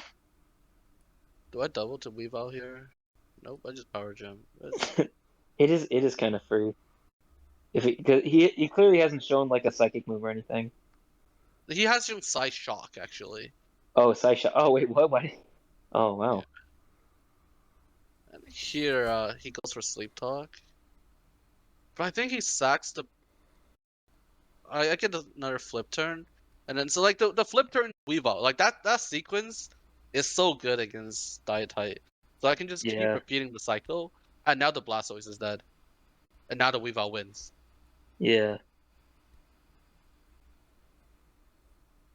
Clef comes in, but like Nihilego can take every single hit. He's Cosmic Power, but that's not gonna be enough because I'm Sludge Yeah. Bomb, and I You get the nice poison. poison. Either way, if he's unaware, then that if he's unaware, then it didn't matter. But like if he's No. what is it called? Magic Guard. Magic Guard. Sorry, if he's Magic Guard, it didn't matter. But if it's unaware, then it helped. And then I learned also that my Weavile basically walls his G King because he's like Thigh Shock, Sludge Bomb, Blizzard. So I can always switch it in once at least.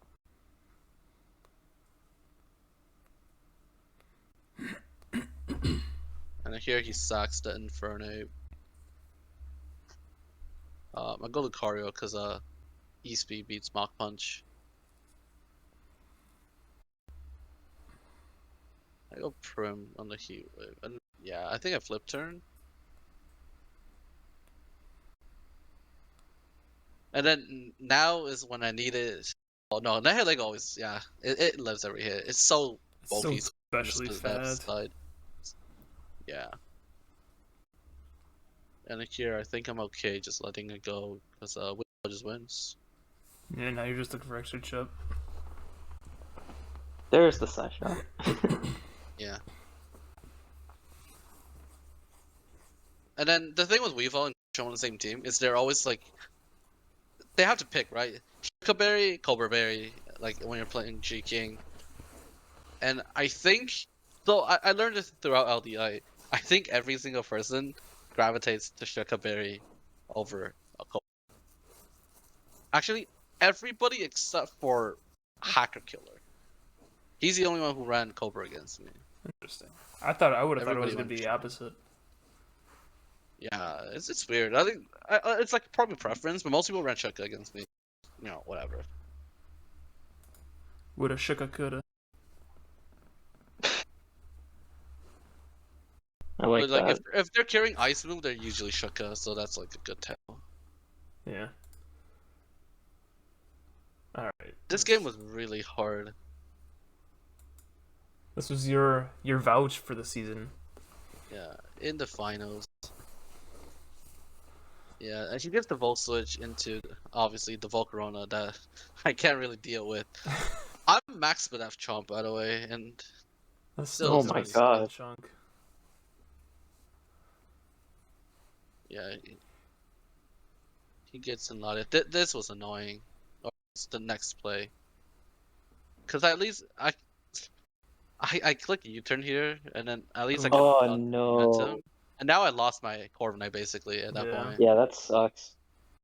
I figured he would Ice Beam to like mid ground, so I could get in the Weavile for free, and I can knock off, which is pretty useful because cutting off Phoenix recovery is like what I need for my monster sweep. You probably getting knocked off is really bad, but at least like this was funny. Oh yo.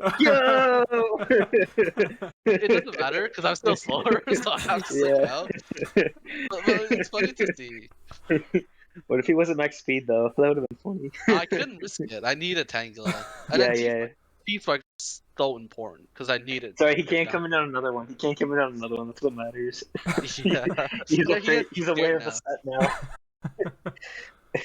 You know, I only have ancient power. It's not, that is purely to prevent the Volcarona from actually just hard swapping in. This was. Oh my god, you missed triple axle hacks. But it's fine. I get poison damage. He gets draining his recovery, but at least Tangela can like. It was tank worth it from to it. get the ancient power boost. I Why did it do 27%? Oh my I would god. That's such a man play. That's such a man play, picking toxic and misty terrain. Right, because expecting he's to always levitate one. he's always either gonna go Rotomote or Latias, and so Yeah. catching either of them is fine. And Yeah, actually, I agree. Why wouldn't you That's go a really for good play. Corona though?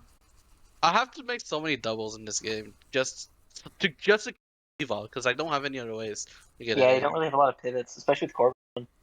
So Yeah. I kind of missed the context. This is finals or is this semi? Yeah, just Yeah, it's finals. finals. Okay. And I was on the phone. Sorry. I'm just slowly chipping down the Feeny and the Latias, which Mhm. is like important for my win con. Yeah. What was your So plan? why don't you ever go Volcano? Nihilego? I guess you're trying to preserve HP. I need a healthy for the Volcarona if it ever set Mhm. up. Is it Scarf? My Nihilego? Yeah. It's not Scarp. It's Shut Chow because he's a Doug. Oh, okay. Oh, okay. That makes sense. Assume your Weavile, your planned win con here. No, my planned win con has always been Nihilego, Okay. actually, Okay. from the start of the game. And then Mega Arrow comes in here. I just Ice Star for a bit of chip. This is important too because now it means like Power Gem guaranteed kills. And then Prim comes Yeah. in and I can just flip turn out. And I think this is GG. Did you EV it to get the speed boost? Yes. Okay. That's the only way I can outspeed Mega Arrow. Yeah. And that's one. And then that's GG. That's because I have Deagling. Were you able to live Sucker Punch? I don't know. Probably. But I had to go for it at that point. Yeah, I think at that point it would have been too late. If he's banded, let me see the kills. Damn.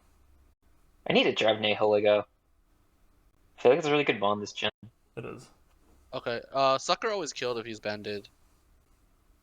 But if he's not banded, then he doesn't kill. And I felt like there wasn't. I don't know if he would run banded.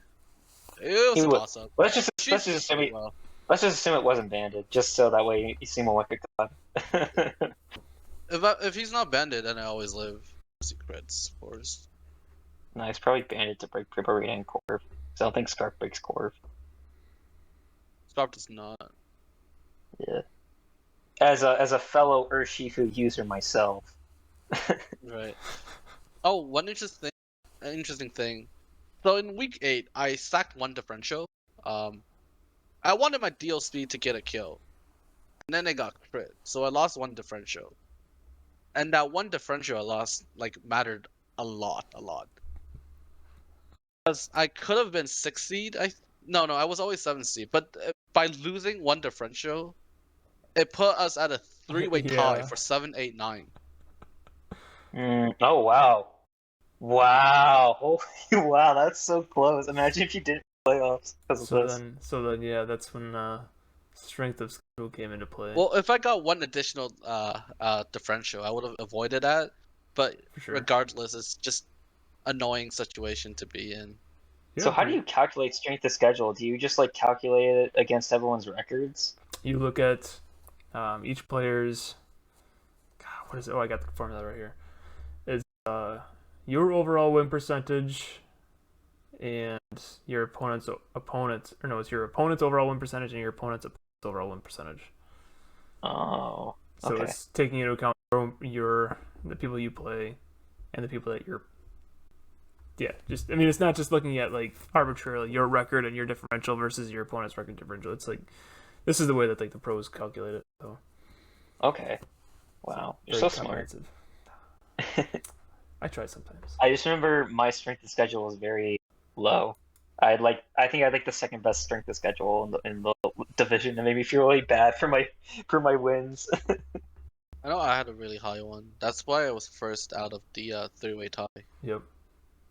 Mm-hmm. I mean, you see like all those numbers that are all pretty close. Like it's hard to really say anybody's got that easy of a schedule. Who did Gabriel lose to in playoffs?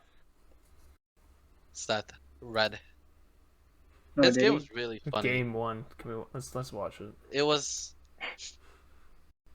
I don't think Gabriel should have lost, but it was a funny game to watch. I'm always concerned. Like I'm always nervous. One seed. Not that I could say that I've gotten it. I got it once. He shows high horsepower. I think he had a Bulu. Here's a Rillaboom. You had a Rillaboom? Okay. He I don't know did. why it's physical. The special looks so much better here. I don't know why it's physical. Maybe it has head smash for Zapdos. Oh, trust me, nobody knows why he brought physical. No, but it did so well though. It wasn't even You sheer didn't force. pick It Head was just point. Or, yeah. Deroxai did nothing though. Oh my god. +1. This is the Yeah, physical. because it's not sheer force boosted. Oh what? You can't bring power up punch and sheer force because they aren't. You can't boost.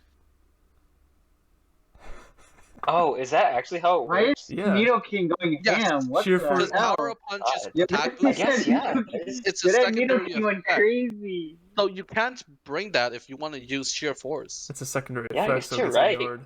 Wow. What? That's such a weird set then. That's why it Alright. did so well. Who thinks Yeah, about that Nidoking went crazy. It actually did. that? Kind of broke the game wide open a little bit. Yeah, I think good prediction here. I don't even know if that was a prediction really.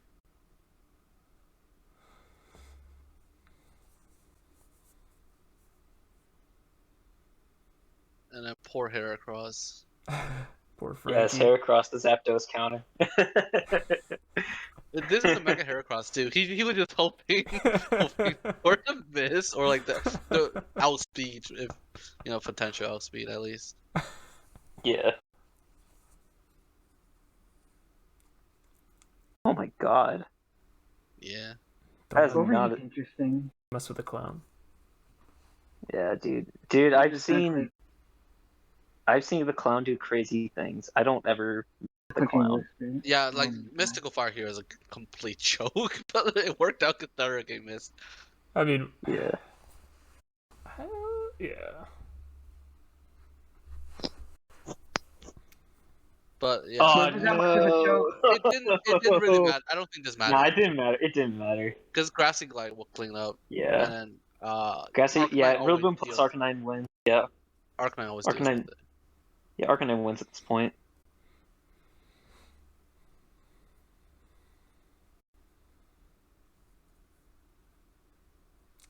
Good boy. It is the best of boys. Gabriel didn't see GG back. This is tragic. Dude, I hate it when people say He don't say might have- GG back. He might have after like the bot catches it right when the game is done, so he probably said it like afterwards. So I think I've only seen one coach say GG back to me after the game. Oh my And I would god, how many never- games are played today? Oh my god. 7 games got played in my league. I had to update all 7. That sucks. have fun. That's what you get for extending your games 2 weeks hopeless. I think every 4. league does that. 5. Oh shit, it's actually like 11. Get wrecked, nerd. Okay, Yeah. I think, Go ahead. I was gonna ask. what about Beijing? You're sounding a bit different. I don't know. Yeah, it's like muffled almost. Oh. Oh, sorry. Alright, that's better. Am I better now? Yes. Yeah. Oh, yeah, it's Sorry, because I put my head. I put my head down. Did I miss us asking some questions? No. Or did I come back just in time? No, we're about Oh to my open, god. open it up. Oh. So You're actually like right on time. what was your, you've got room for one more ring on your hand. What if you were to rank the 4 that you've got right now in order of like the sweetest, from the ones that you felt you enjoyed the most, and what was your favorite one? If you can remember them all. Definitely gonna be last season. I think playing against Sean was really enjoyable for me. Yeah, I feel like Lugia was a pretty stacked division last season. Not that it wasn't this season, but we had some pretty big names. I think we had a lot of newer faces this season. Yeah, we get new faces every season, and it's cool to see how they perform. Mm-hmm. Even this season, I think, like out of all the playoffs combined, this is probably like my favorite playoffs, because despite the fact that some of these teams, like Slick Panther, I can basically I reused my exact same team with like small tweaks, because it just worked so well against them. Right. Like we've all just won the game against both Diet Tight and Slick Panther, that I can just bring the exact same set from the previous game, just like do it again, because of how effective it just is in that matchup. Like Nevi is the only one that's a fresh opponent for me, but he was also one of the harder ones for me because I don't have ways to really deal with their Shifu. Had to bring like a very defensive Primarina, and like it's just really hard. And then season 3 was very interesting because that was the season where I won 8-1 in regular, and I like. You had Pult. I don't think my matchups. Right? I don't think my games were that difficult in playoffs, except for finals. But in finals, I still managed to just sweep with a good Calm Mind Feeny set. That was when you brought the Roselia too, right? No, that was season 2. That was the Rose. I thought that was Lugia. No, that was in Moltres. That was against Geek. Okay. It was, I don't know. Moltres was, it wasn't too hard because I had a really strong team. You ran through Moltres that season. Like my first game in playoffs, I crushed it. I think it was 6 my opponent. I think you had like a damn near 30 differential that season, didn't you? Well, I was undefeated, so it makes sense. I swear. I gotta check now. What questions? And then last season, like I think I also struggled the most last season. This season it was kind of whatever. Like I made it up at the end. But I guess this season, like in the regular season, I was very unsure whether I would make playoffs or not. At least last season, I was kind of locked in like week 8, so I wasn't too concerned. Okay, had we only had a 7-game regular season in season 2. Had we gone the full 9, you probably would have been plus 30. So, as someone who's won like championships in a row, what would you say is like the biggest thing for like creating a championship team and making it to playoffs consistently, making it to finals consistently for like newer players? My team throughout the season has, like honestly, my favorite team to use would be this team, but that's because I vibe with it so much. At least this iteration, right?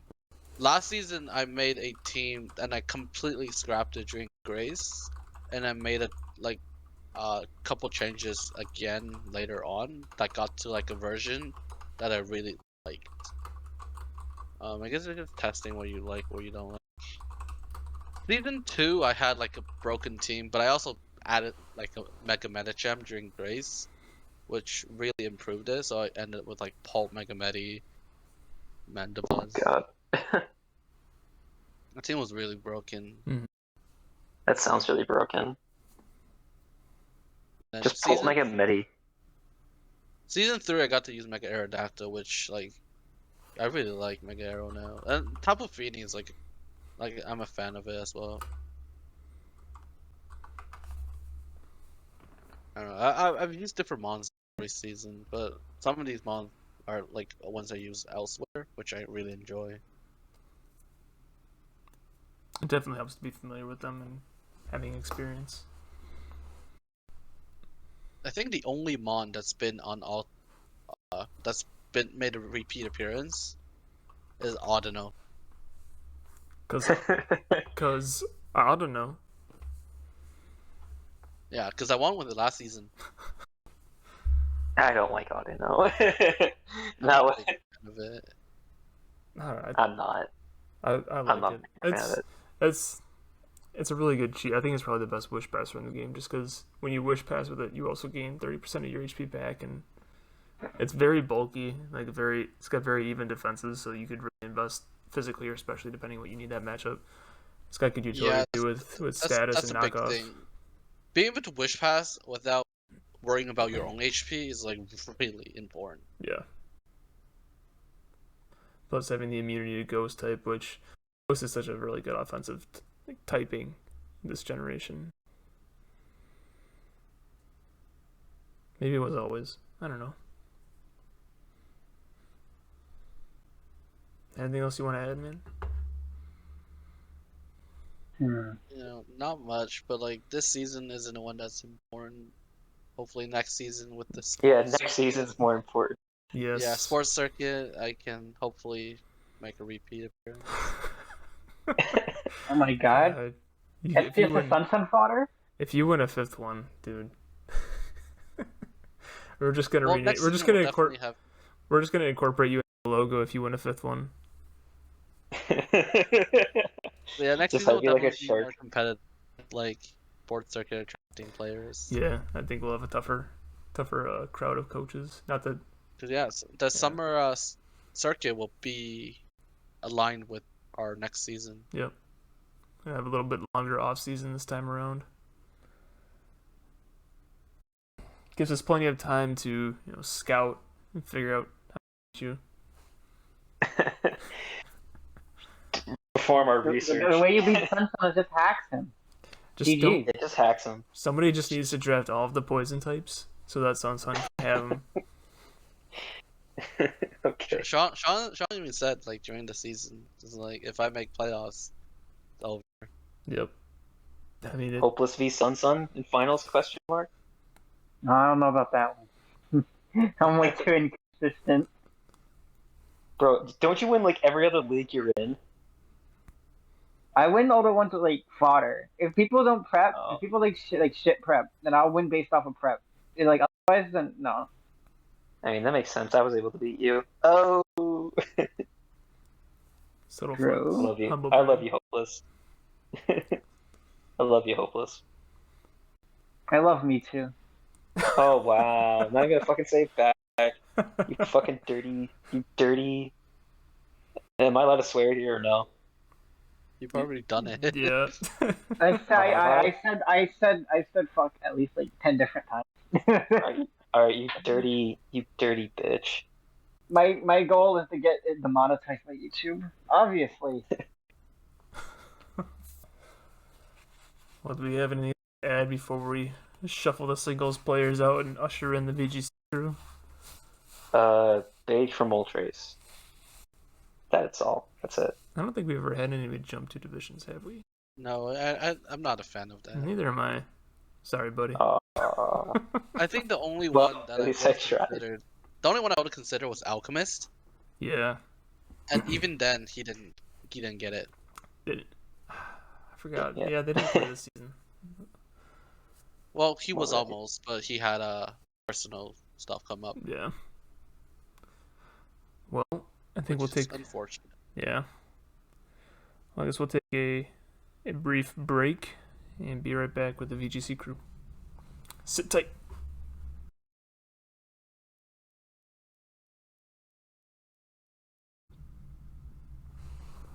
All right, now we got the VGC crew in here. We got myself with Sunsun yet, and we've got Piranha Plant and Purple Pigless. What's up, guys? Hello. Hello there. Congratulations on making it onto the show and getting through this grueling season 5. What'd you think? How did you enjoy your experience this season? We'll start with Piranha. Yeah, good. I had a lot of fun. I thought, like, yeah, I could be, I've If you done want, I something like can this go before. first. If you want to go first, it'd be great. I'll just Okay, take a yeah. sec. Yeah, that's All fine. right. Sorry. No, That's you're okay. good. Don't worry about it. All right. So my experience this season, it was honestly it was a blast this season. Like, I knew this was gonna be a fun season right from the get go because when I was drafting my team, I just saw the team coming together and it was super fun. As I'm sure you've heard, I managed to get all 3 of the legendary dogs, Raikou, Entei, and Suicune, on my team. and and ev- and that was it was like by that point I just ended up getting Raikou, Entei, and Suicune because I had drafted there and I kind of needed an electric type, so I was just like, you know what, why not grab Raikou and make the trio complete? And then the rest of the team kind of just fell into place from there. And honestly, it was genuinely one of the most fun teams I've ever played with. And the opponents, every match was like the opponents were really good, so I had to like prep really well in order to win. It was just an insane season, honestly. Honestly, like what you and most, well, I don't know that anybody's ever done it. So I don't know that anybody really knows it, but one thing that nobody ever actually realizes is that once you complete the trio, it's like you get a stat boost. You know, like completing the outfit in Legend of Zelda. You know, you get the whole. You automatically get like a 10% chance to win your games. You know, added on. Yeah.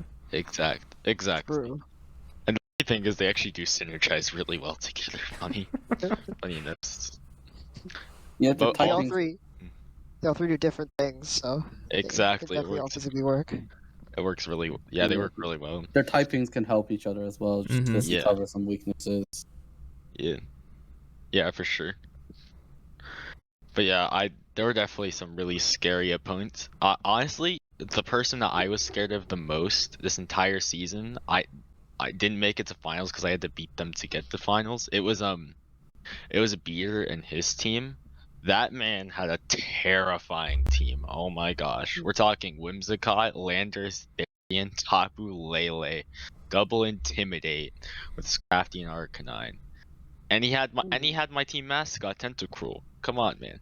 Oh my god, Disrespect. a fellow trap and chooser.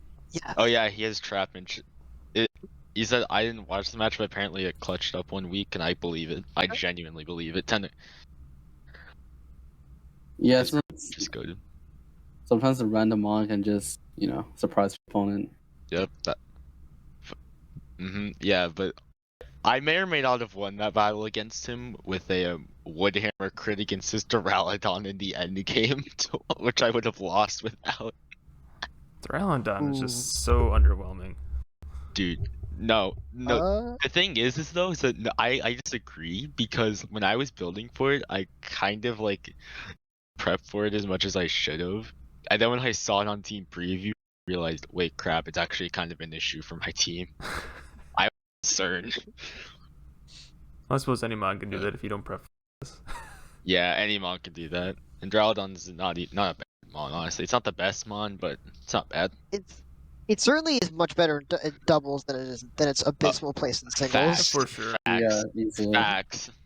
In singles, it's not that good. When doubles, it can put in some work. Yeah, that's Not true. that good is an overstatement. Yeah. Even with, especially with like if you can max it, which you couldn't this season, but Even then, it was still in good. max metas, it got more potential. For sure. Yeah, because the max boosts are pretty good at giving a defense boost, and then Stalwart was a really good ability because you could just ignore redirection, which is really useful in the earlier formats. What if two Pokemon in the entire game that can ignore redirection? Pretty sure. 3. Yeah, it can just. There's 3 actually. Oh. Barraskewda's ability has the same thing as Stalwart, the propeller tail, and then I guess Inteleon sorta does it with Snipe Shot. Snipe Shot ignores it as well. That's fair. I didn't know Snipe Shot ignored it. That's the main. But yeah, I think it's only the move though, so not like the Pokemon itself. Right. Yeah. Duraludon and Barraskewda are the only two that completely. I remember don't watching videos like Wolfie VGC and Pokemon or whatever, and they were like playing, and then Pokemon was just like, the Snipe Shot's a higher crit chance. Wolfie's like, no, it does. I only know that it ignores redirection. So they were just like, they know the two things that are relevant in each of their formats, which is funny. But anyways, yeah, very off topic. One interesting thing to note: both Aegislashes won the championship. I was curious what you thought of him. Oh, facts. Oh, facts. Aegislash was pretty solid. Okay. I definitely respected the Aegislash was perfect for the team. It filled a pretty big hole that the team needed, and it did its job well. I do not regret drafting it. It was a great mon on the team. Yeah, let me look up your. Actually, I don't have your roster pulled up. I probably should to help with discussion. Yeah. There we go. Oh yeah, I see. Yeah. And then Yeah, your team is centralized around the Rillaboom. Yeah, Rillaboom and the dogs were the main 4 mons. Yeah, so I don't know how often do you usually look to the dogs to, I guess, look to bring them. Looks like quite a bit. They were my 2 of them were Entei and Raikou are my most used Pokemon. Entei, Raikou, and Suicune are your top 3 used Pokemon. More than the Rillaboom? Oh, okay. Actually, no. In terms of stats, I brought Rillaboom and Aegislash slightly more, right. but Suicune had better KD. You're right. They're the 3 of them were his highest 3 ranked Pokemon on his team based on. In terms of actually brought to the games. Yeah. Oh, okay. That's cool. But yeah, they were all really good. Ooh, 20 kill Raikou. Calm down. Bro, Raikou kind of went off on multiple teams this season. It was awesome. Right, I'm just gonna start sharing my screen in case you guys want to peek. Are you guys all looking at the doc right now? Yeah, I'm kind of. I have a doc pulled up. Yeah. All right. We'll just pulled up as well. We'll just roll with that. Yeah, Rillaboom had a lot fewer kills. It's like 5 kills. Yeah, I know. I'm surprised at how few kills Rillaboom got this season. It was still really useful, and it did its job, but I'm surprised it only got 5 kills. Did you use it more than a supporter? Honestly, kind of, yeah. The fake on the glide was good for like chipping things and stuff. It was The other thing is, people probably look at your team and they obviously the Rillaboom is, at least at a glance, the biggest threat on your team. Oh yeah, so that's the one they should prep for the most. Prep for it, they will get destroyed by it. I think I did that one week where I just kind of just ended them with the Rillaboom. But the dogs were underrated. Literally, like I'm just gonna say this. I got ranked 13th out of 16 in the PRs. No. I proceeded to go undefeated the entire season. No, you lost one game. Wow. Oh yeah, that was a scheduling error actually. I never actually played that week. Oh. Right. Nice. So every week I actually played, I kind of didn't drop a game. And then you stomped through Incredible. playoffs. You didn't drop a single game. Like not even like I you got very all close through. against Beater, as I mentioned, Yeah. but yeah, I didn't drop a game somehow. And you faced like strong opponents too. You faced 3, 2, and 1. Beater, who thought was the strongest opponent, HGC the 3rd seed, and then Fist the 1st seed. Yeah. Who both had like a great season as well. Yeah, they were very scary opponents. Yeah. Like you and Fist were basically neck and neck throughout like the entire time, basically. Even though like Fist took over, but still like in the rate. We literally had the same win-loss ratio, and I was just like, Fist yeah. took over, and Fist is also, like, at least from what I've seen, he's definitely you cannot underestimate Fist. He's very competent. He's yeah. Very good. Nope, you cannot underestimate Fist. So I was nope. I saw how many kills his Primarina had. Well, should we just hop into just hop into the whole Togekiss division since we're pretty much talking about him? Should we just roll? Yeah, games? basically, you might as well just go. that. Yeah, sure. That sounds great. All right. Do we want to do the whole playoff run or just the championship? Let's feature all of them since we wanted to watch the Beater game. All right, let's do that. And then since like most of them are just 2-0s, they'll be decently short. The Beater game was so close, bro. That honestly, all of them were really good like matches, and they were all really good. But I genuinely was most scared of Beater. He genuinely got the closest out of anyone to defeating me. I'm not gonna lie. Even Fist. So if we're on the same page, you want to share your screen for the replays? Oh yeah. Yeah, I that'd be a good idea. have done that. Usually I'm already doing that. Just kind of forgot about it. No, you're good. I'll go. Oh, that's good. All right. I'm gonna start it over too. Yeah. Let me see if I can pull up the team. Yeah, we'll start a team preview and just kind of go over. Yeah, let me see if I can find the team. That'd be interesting to have that lying around there. SPF. Wait, did I this one series? There we go. Yeah, I remember this team. Looking at his matchup, I feel like Arcanine, Snar Arcanine can give you a lot of trouble in this matchup. Yeah, it was tricky. Inner focus was really helpful for Entei to just ignore the double intimidate core. Yeah. All three of the dogs on the screen, so powerful. There's a fourth one, the Arcanine. Yeah, right. Oh my god! Wait, you have the three. There are 4 legendary dogs on the screen. That's crazy. Yeah, Whimsicott, Lando, the Rillaboom, Aromatisse. Aromatisse. Whimsicott, Lando Eye is just very scary in general. Yeah, it can really steamroll. Kind of makes sense. Yeah, I was surprised that Moonblast 2 KO, honestly. I'm glad it did, though. I was also surprised that Moonblast did that much to Rillaboom. I'm used to running AV, but... Yeah, I imagine he's not much, like, defensively invested on Whimsicott. Yeah, I know. Definitely. That special attack drop, I think, came into play later. I'm not sure, though. Yeah, take out Scrafty here. Yeah, surprised he didn't fake out there. Oh, yeah, it would have mattered if he didn't get the poison, because with poisoning too, it kills me anyway. Oh, he tries to take out Trigger.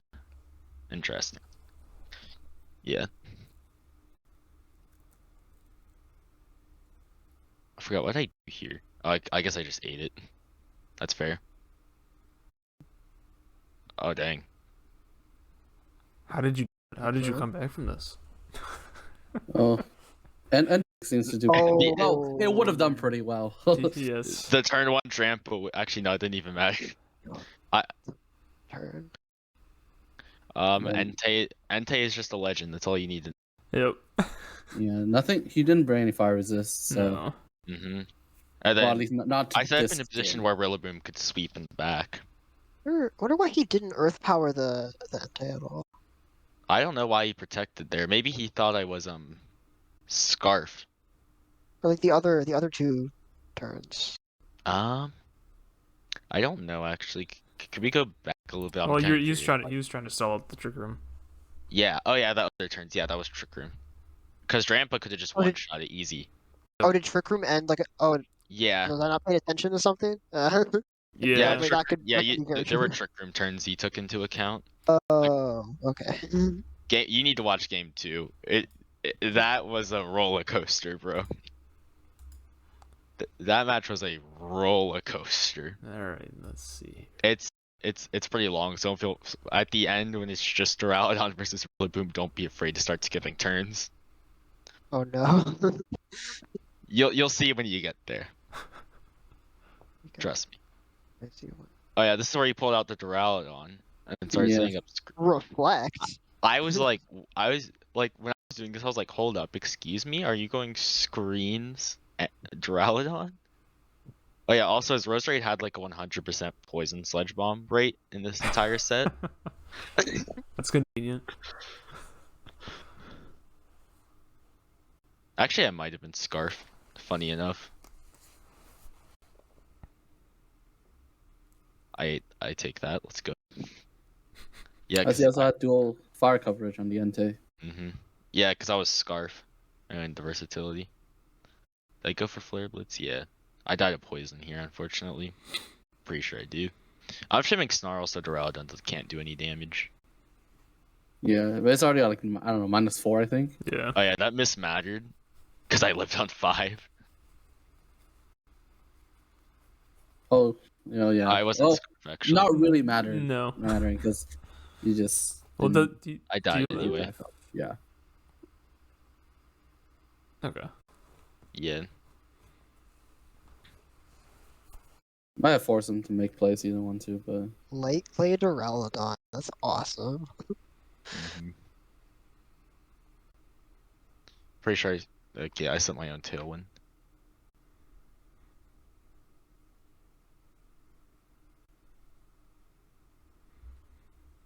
Yeah, that Leaf Storm is huge though. Yeah.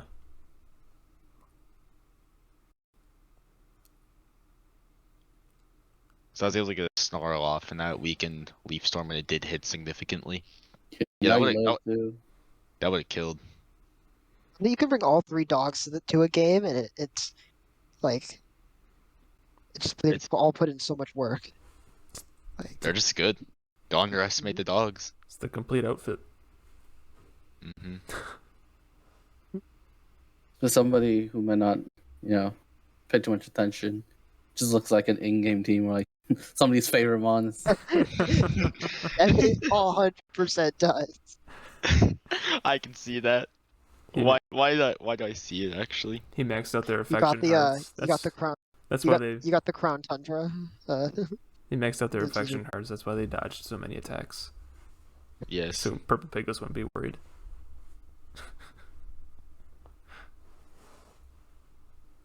The fact that I didn't kill was annoying.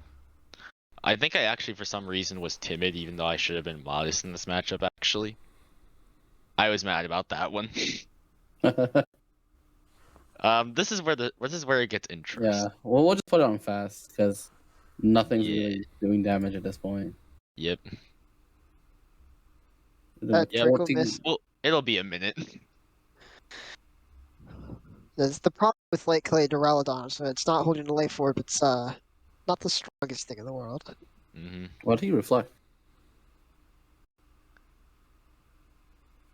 Did he miscount something? I don't know. That's a good question. You're starting to really, it's coming to the point where the crit's about to matter.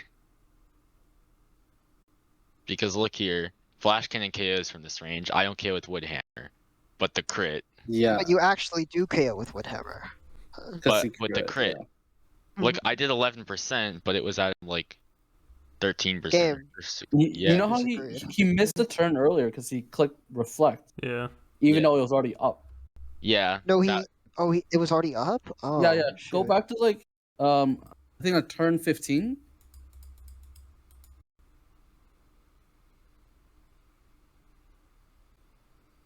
No, I think not it's that. right after this. That's turn 14. Did he click Wood Reflect here? No. No, he clicked turn turn 15. Turn 15 is next. Maybe it's here. Yeah. Oh. That's huge. Oh. Yep, that literally won me the game.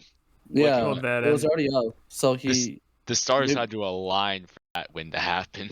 Maybe he misclicked or he also wins if he begins Flash Cannoning before dropping his own special attack. I'm pretty sure.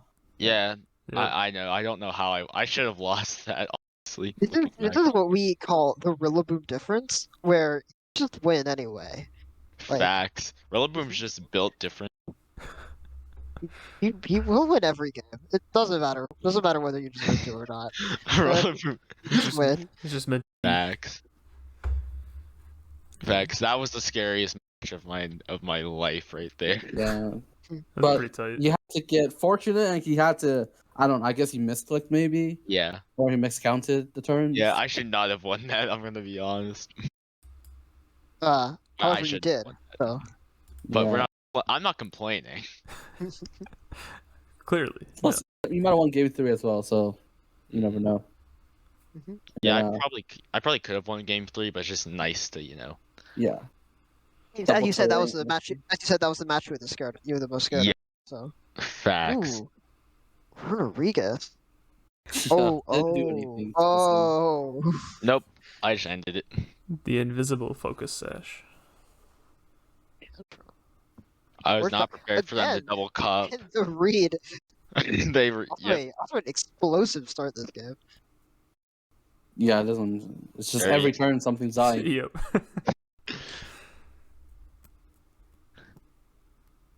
Yep. This was a very fast-paced game. The fact that didn't drop was annoying.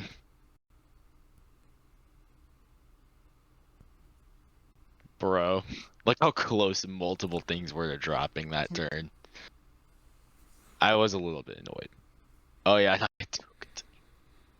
Oh, Togetic in the back. That's GG. Mm-hmm. Yep, because now I just take a Sludge Bomb and I die horsepower. Guess the hope for a miss here or something. Nope, he didn't get the miss.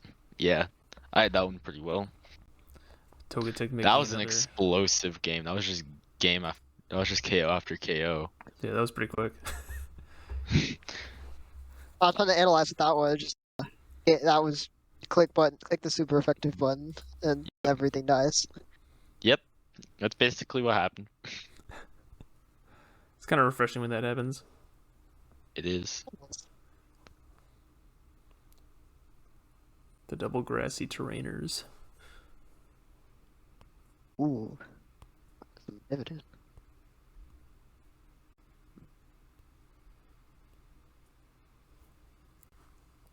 Yeah, he'd be reading me. I was shocked. Almost KO'd. I was like, "Excuse me." I was like, "Hold up." I think Rillaboom KOs from here. If I did yeah. So I kind of just got the double KO there, and Rillaboom kind of just won from here. Yeah, the fact that he didn't E-web there was kind of weird because he outsped with Urshifu and potentially gotten like a close combat or something off if he had E-web. Yeah, that's true. Did you? To be fair, he kind of lost there anyway, but still. I was surprised the detect didn't come out from Urshifu there. I know, same. That's game. Yeah, if Hydreigo went down, would you have lost? I had Rillaboom, so as long as Rillaboom was pretty good. That's Right. true. I guess if you don't get parried. I also Looking at have. he brought once Dragalge went down, he did not few switch into Glide. Yeah, and the boom, but then the Bulu, but yeah, Bulu Rillaboom does not was good in the switch in game. as well as we'd like it to, sadly. Mhm. But Oh yeah, I remember this one was interesting. I remember Rillaboom was not as useful as I thought it would be because he just didn't bring Primarina or Regirock. wait, Fist is Primarina Sun team? It's kind of cool. Oh yeah, this one was crazy. The weather ball got me. There was something else dumb that happened here that I forgot about. I feel like.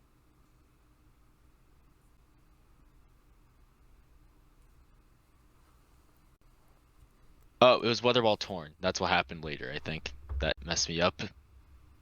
I feel like that torn has weather ball in the back. The sun just buffing and base damage.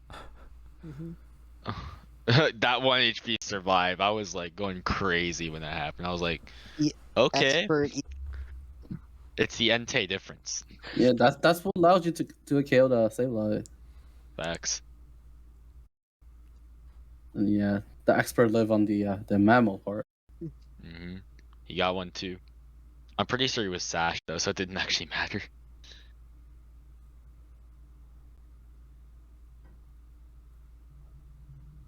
The thing is, I kind of knew that Drampa won the 1v1 there, so I was like, okay, if I KO the Mammo, so my Drampa wins. Nice. Yeah.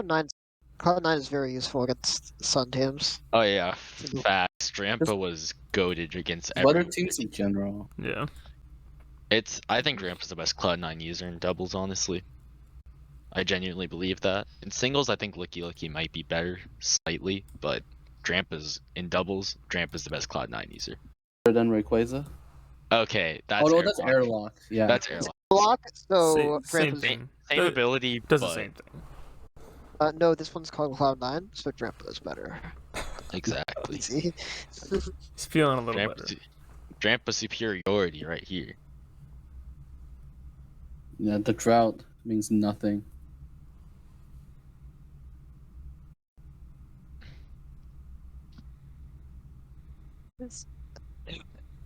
Ways to kill the Drampa aren't very good outside of Mamoswine as well. Yep. I was aware that his matchup against it wasn't that great. I'm surprised he didn't bring Primarina again, but I guess Rillaboom was just too much. Rillaboom and Raikou were too much of a deterrent. Rillaboom, Raikou's... He also had to play around, because he could also be Sap Sipper on the Drampa. Yeah. Potentially eat the sleep powder. So but that's he wouldn't know that. Oh yeah, he right. Well, like if he's how the heck prepping. did I win that one? A smart protect there, I think. Yeah. Oh, he attacks into. He seemingly attacks into the wrong guys. That burn there changed the tide of the entire game. I knew I could safely go for an aura spear because of that. Not Burn being just made ice shard. Mammal useless. Yeah. Yeah, that burn was huge there, I think. And yeah, that's the game. It is. Yeah, I'm not gonna lie, looking back at these, I realize how lucky I got. The three dogs come into the game that clutches the championship. That's poetic. It is. And then Drampa the goats there in the back putting in work. Front, but yeah. You know what? Same difference. Tramp was the old dog trainer, just kind of orchestrating the entire run from the back.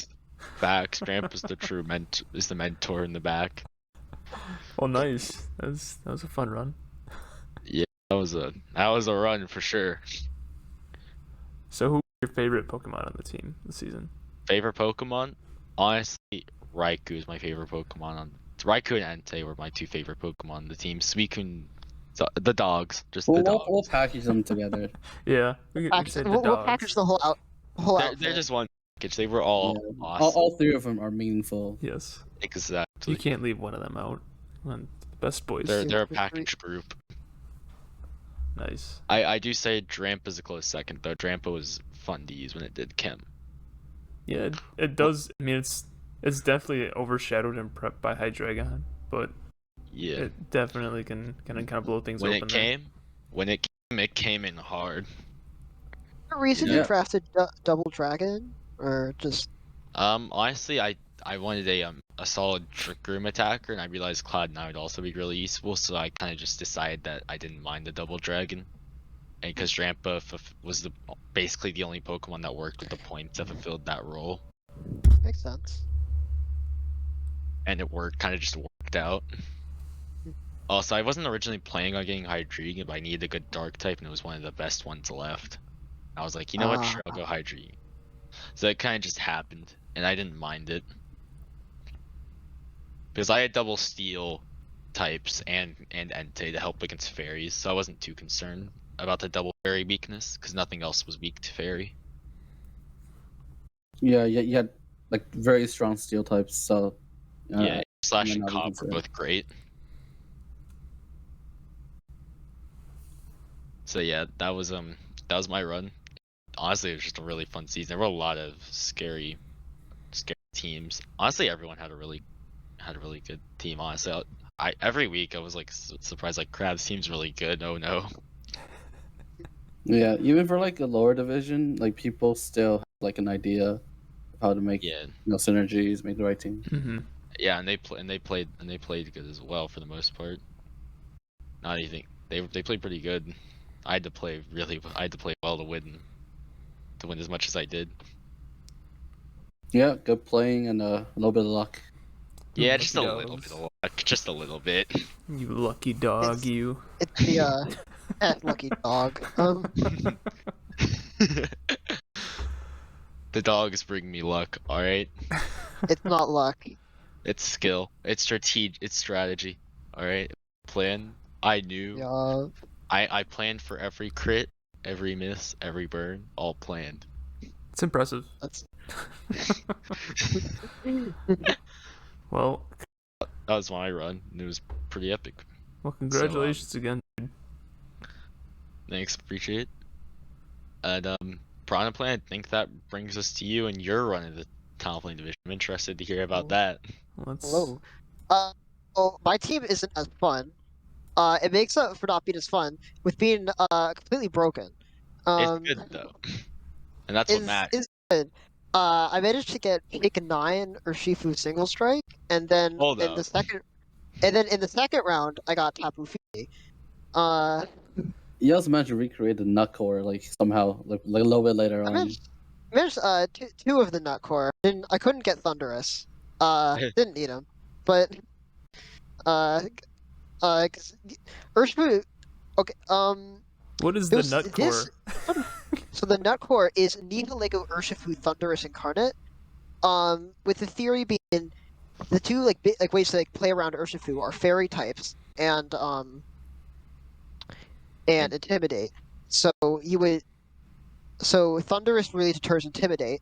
Yeah, while Nihilego slaughters pretty much all of the fairy types that can beat Urshifu. Uh, I didn't. There's another thing where they eat. Back when like series, I think it's 7 was the current format. People tested a that sort of format with no Dynamax, and what they learned was that Urshifu plus Gothitelle is also completely broken because And you got it. imagine an Urshifu that you can't switch out against. And can't protect against. Well, Gothitelle also provides like just fake out support, and in the first game of the whole season, I won the end game because I just spammed heal pulse into Urshifu, and it killed everything. That's awesome. That had to feel good. I think literally It like in one of like did. Series 9 tournaments they like banned Urshifu because it was like that good in Max, the no Dynamax Yeah. tournament. It was that good. And I tried to get it because Gothitel's surprised. Honestly, I think Gothitelle is a little bit underpriced because people underestimate Shadow Tag. It is like Trapping just allows you to pull off like strategies and combos that just aren't feasible before. yeah. I Yeah, think but he has double trappers. I just realized that. yeah, you Yeah, do. yeah, one of them's a trap finch, but yeah. My team has like everything I could want on the team. It is double, technically triple fake out. It has redirection. It has an amazing offensive core. It's a fantastic defensive core. It has terrain control. It doesn't have weather control. I don't need it because I have Prankster Tailwind. There were a couple of games that I won with Trick Room because Aegislash is fucking amazing. Fat. Like this one, like it's so no max. I firmly believe it should be like 14, at least 14 or 15 points. This Facts. one, it won me. Its typing is incredible. It won me multiple games, right? Because I would just be lucky enough that they couldn't kill me, and then just get up a Swords Dance and begin to just deal amazing amounts of damage. King Shield is great just for the mind games. It's like I think I had 4 Mons with at least 10 kills, which We can and check then that I think right now. yeah, Yeah. like Wait, did I scroll past it? AG, Nihilego, Fini, Urshifu. Oh yeah. like so no one Mon was claiming everything, but in exchange, I had 4 Mons that just really they all stepped up. And the playoffs was a different story. The playoffs was just Tapu Fini, the movie. But yeah, it's like one thing I noticed when a lot of my sets would rewatch them was Gothitelle would like in game I wouldn't notice it and think, oh, this mon's like it's only mediocre, it's okay, and then rewatch it. Shadow Tag would like it always is having an effect on the game, which sounds stupid. Of course it is, but like just I wouldn't even be thinking of it. It just is passively just winning me games. I know that comes up at least a couple times. Like my prep wasn't really anything. It's just nothing like mind-boggling, but I thought it was just solid, and then my play was pretty good. Yeah, like sometimes like with teams like these, you don't need to have like specific prep. You don't need like she's. If you just have like good fundamentals and like you have a good core to work with, that can basically win every. Yeah. Funny enough, BB Raffi also has Prankster Tailwind plus Urshifu plus Shadow Tag, but is not as good.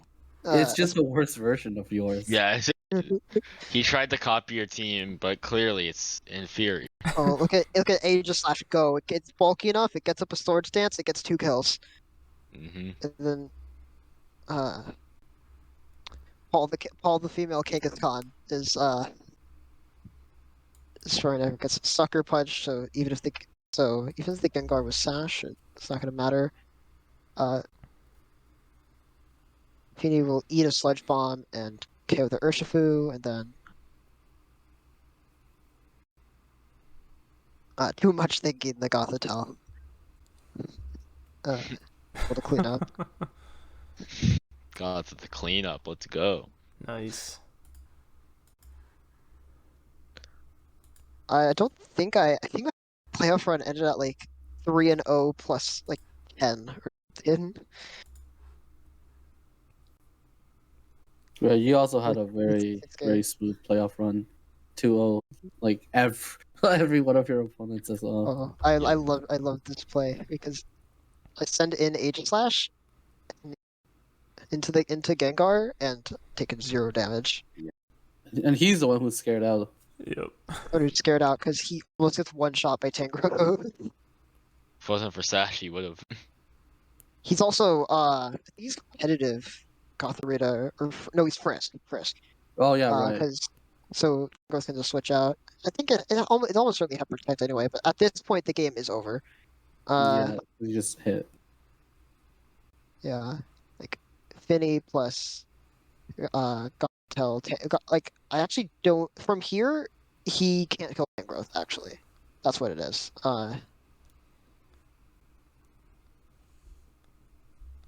So No, I he can't I just really hack in Feeny. and think we'll die. But yeah, despite having the right you can't kill the Finny. You never got around, got the ability to. Mm-hmm. Urshifu with the built-in focus Sash. Urshifu does its job once again of not coming out of the ball. Yep. Just there for the intimidation factor. It is. I mean, he does a damn good job. Like, I don't think their mod's more intimidating than Urshifu here. AC actually knocked out the only person I lost to in a non-meme game. Because I didn't respect Hitmonlee and got 2-0'd by Sean. Nice. Would have been nice to Yeah. see you play in finals against Yeah. the Angel. one person you memed against. Mm-hmm. No, I memed against I Angel. beat Angel. Yeah, that's what I I'm saying. memed Like, against I memed against Rising and he SD Haxorus. That's not memeing. So it was a bit unfortunate. I really I think Hunk's Life Orb Urshifu was killing Ludi after Tailwind, but it didn't. So it was a bit unfortunate. If you get up a calm mind, notice the accuracy drop. It's gonna be important in a couple seconds. Oh no. Uh, I'm concerned. Wicked Blow does a Double lot. Muddy Water Miss be No, I don't run Oh, Muddy Scald. Water. Instead, I miss Scald. Yeah, you run Scald to hit everything. but you missed Yeah. it. Like throughout the playoff run, I was actively. I think throughout the entire season, I think I ran Muddy Water once because I've missed it enough on ladder. I don't need to miss it more Fair. in a league.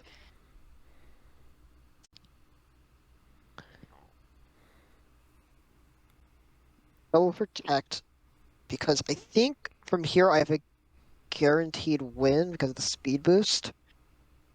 Allowing me to outspeed that.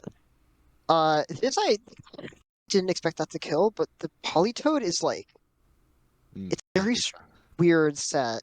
It ends up being like because if it specs, that would have killed because I'm -1 spit F after because I missed the Scald Right. and the Klefki metal sounded me. But I think he's like Scarf Polytoad, Yeah, he is which powerful. is which is definitely not what I expected. I expected a I bulkier mean, Toad. did you have speed on the Phoebe? Because if you did, it's probably just Scarf, right? I think I can double check. I have my team. Right. Maybe we can find out from this game. Oh, Yeah. he brings it. Yeah.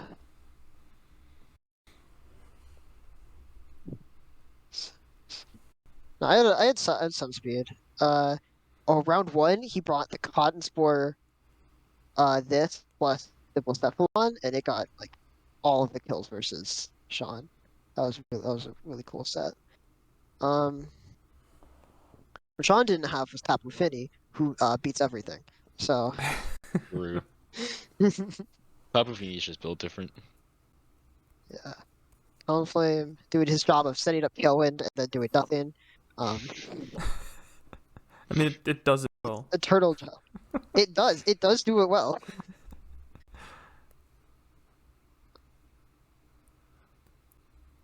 And he comes in, fire off the beam. That's a lot enough, and now I'm not gonna outspeed Luke, which is unfortunate, but Fiddy is beginning to get going. When DD comes out, right? I think this was a weird play, I think, because what was it? Expanding Force was pretty fair, but it's a bit of whatever. Yeah, Cold Elspeth is our in DD, so it's Scarf. Oh yeah, definitely Scarf then. Comes in. That crit, it mattered a bit. Like, it mattered in the fact that I end up with a guaranteed win, but I'm pretty sure I win the game regardless from this position. And or he has to miss, or he has to hit a pump. I don't quite remember which. Oh, but his scarf Polytoad doesn't outspeed Nihilego. Interesting. So, yeah. Nice. Nice. Uh, Easy dubs. Yeah. Then finals. We at the preview. I do want to point out So I was terrified of Bishop because he has a Regieleki, and my ground is a Trapinch. Yeah. Like Tangrowth, he does resist, but I was calculating before during prep, he does not resist very well. Does Yeah, you have can Trapinch 1v1 the Regieleki? In theory it can. In practice, it didn't come to the game. It's just hard to bring because you have to specifically get it Right. lucky, Right. and then you're slower and everything. They can just kill you. Mm-hmm. Like they'll have the pesky mon next to the Aleki. But in comes Finny Goth. This was the lead I think I prepped with. The Goth basically ensures that you just win on the spot. Pretty much. You just click really Calm Mind and win. Yeah, because he can't switch out of the Goth. The Clefable is the Clefable is oh, this turn is really funny. He gets special attack drop and then special attack drop, and then I crit, and then I crit him. Yeah, that's awesome. This thing, it doesn't die because Fiddy's amazing. The Clefable is unaware, so if I didn't have taunt, I would end up just be spamming Moonblast into an unaware Clefable. But taunt ensures that I can. Nihilego does slaughter his team. Is that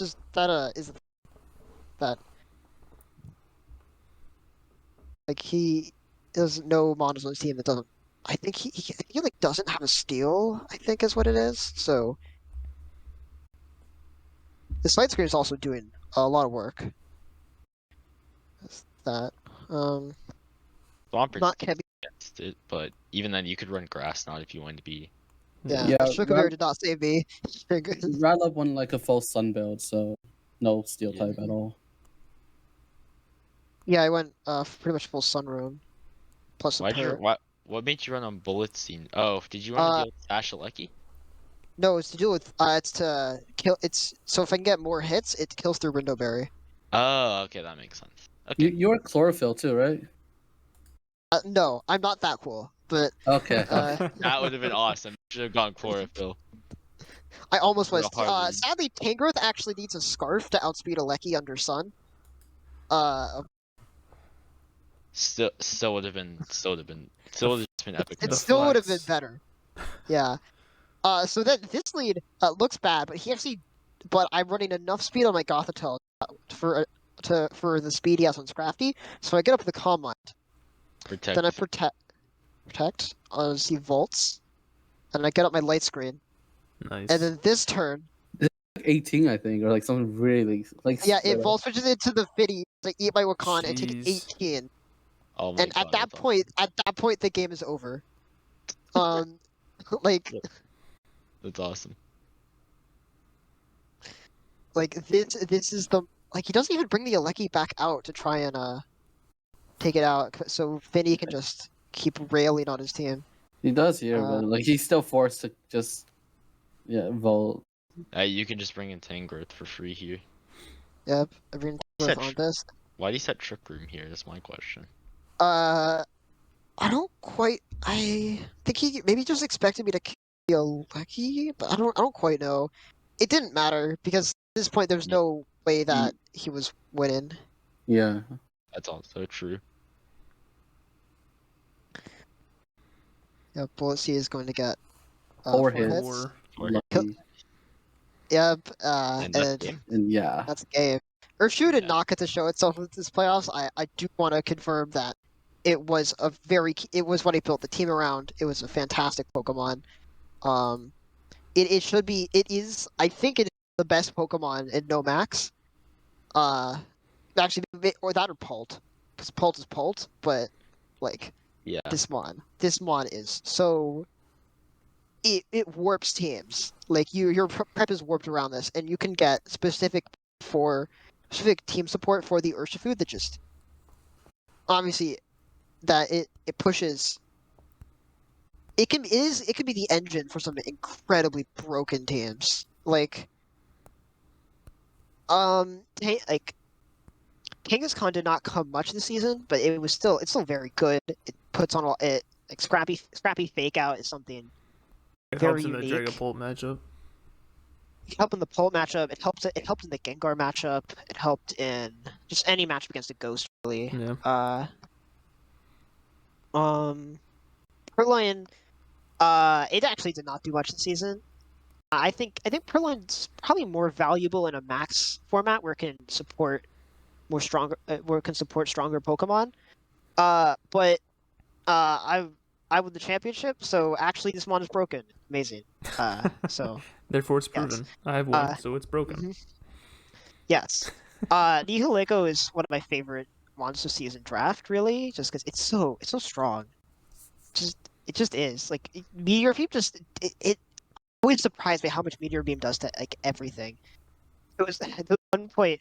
The point where I knew Duraludon sucked actually was when in one game, it didn't die to a Meteor Beam, but it got off the Meteor Beam against its partner and killed the partner. So I got +2 special attack, power gemmed, and it one-shot the Duraludon. Oh my gosh. Never mind. You're right. Duraludon's garbage. I don't know how I could ever almost lose to it.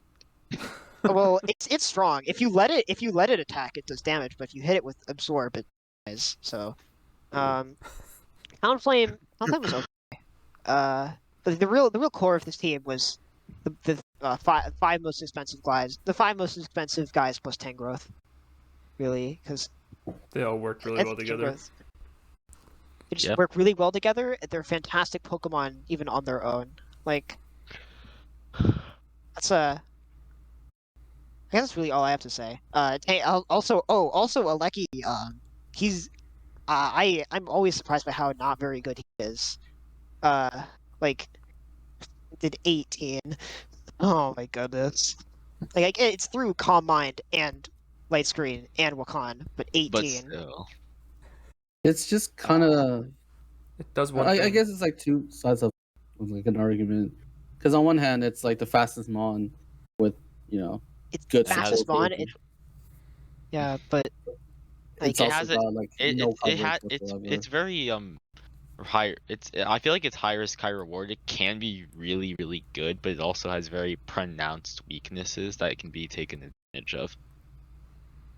Like ground types just eat it, and honestly, you can just at times it just doesn't deal enough damage. Sometimes.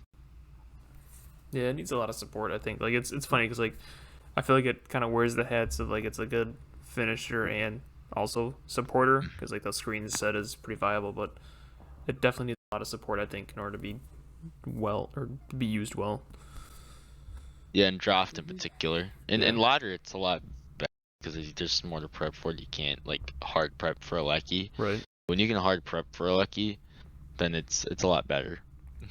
Yeah, because then you're prepared. Like you bring your Wakan berries, right? You bring your ground type or grass types. You bring your you bring your reflex. You bring your priority moves. You you don't have to also deal with countering the entire rest of a metagame. Yep. Like lucky you're forced to have a plan for it, but in draft, like you're forced to have a plan for everything. So Exactly. And there's only like 10 mons you realistically have to have a plan for, so it's not that bad. and you're also likely gonna have a ground type anyway. You Or also you can know just be that like, you don't have one. Lucky has fewer sets that Yeah. like are workable Mm-hmm. just because of how many moves you can actually learn. Oh, that's not true actually. Yeah. Mm-hmm. Even something like Urshifu doesn't have a ton of sets that you can run on it. It's still It's still like I think- incredible. Yeah, Urshifu's Urshifu just has like a good like wide array of coverage. Like, you know- the counterplay to Urshifu is so limited and specific. Like Really. Urshifu can poison jab or iron head the fairies. Regieleki like clicks extreme speed against them. You know, there's a like or it could swift them. yeah. Oh, Urshifu could even just like if it wants to, it can just U-turn out. Like, God. Right. Well, It's no, not Urshifu, momentum I mean. blocked. Urshifu? Because you said I was talking about Regieleki. You said Regieleki. Oh, I meant to say Urshifu. I meant to say Yeah, Urshifu. yeah. But my bad. God, I haven't gotten a high pick since Urshifu came out, so I haven't gotten a chance to draft him. But after using him here, I want to so badly. He's so good. He's so. Yeah, for sure. Yeah, and then this division, I don't know. How did you find it? I thought it was definitely challenging. Like, find it. A lot of fun people, definitely. A lot of cool teams. A lot of people are more creative at team building and drafting than I am. But like obviously, my style also can work. Like I liked watching a lot of the sets. That was really fun. Like there were a lot of creative builders here, like AC with his the Cotton Spore plus Cephalon to beat Sean, Yeah. or B getting bullied by a Hitmonlee. What else? I think Gotharita came to a bunch of BB Rafts games. I know. I saw. I helped Radlip. Me and some others, obviously. I think that Jace helped Radlip a lot, but I gave him a couple tips in a different server. That was fun. Me and Angel prepped for a lot of the season before they took a bit of a Discord break. Yeah, so that's what I was saying earlier. Would have liked to see you two face off in the finals. Yeah, I would have liked to play Angel as well, but you know, got to play in PWS at least. Yeah. Did you? I think. Yeah. I think you played, right? In the regular season. Yeah. Because I don't remember if that was one day left or if that was. That was before, I believe, or it had to be.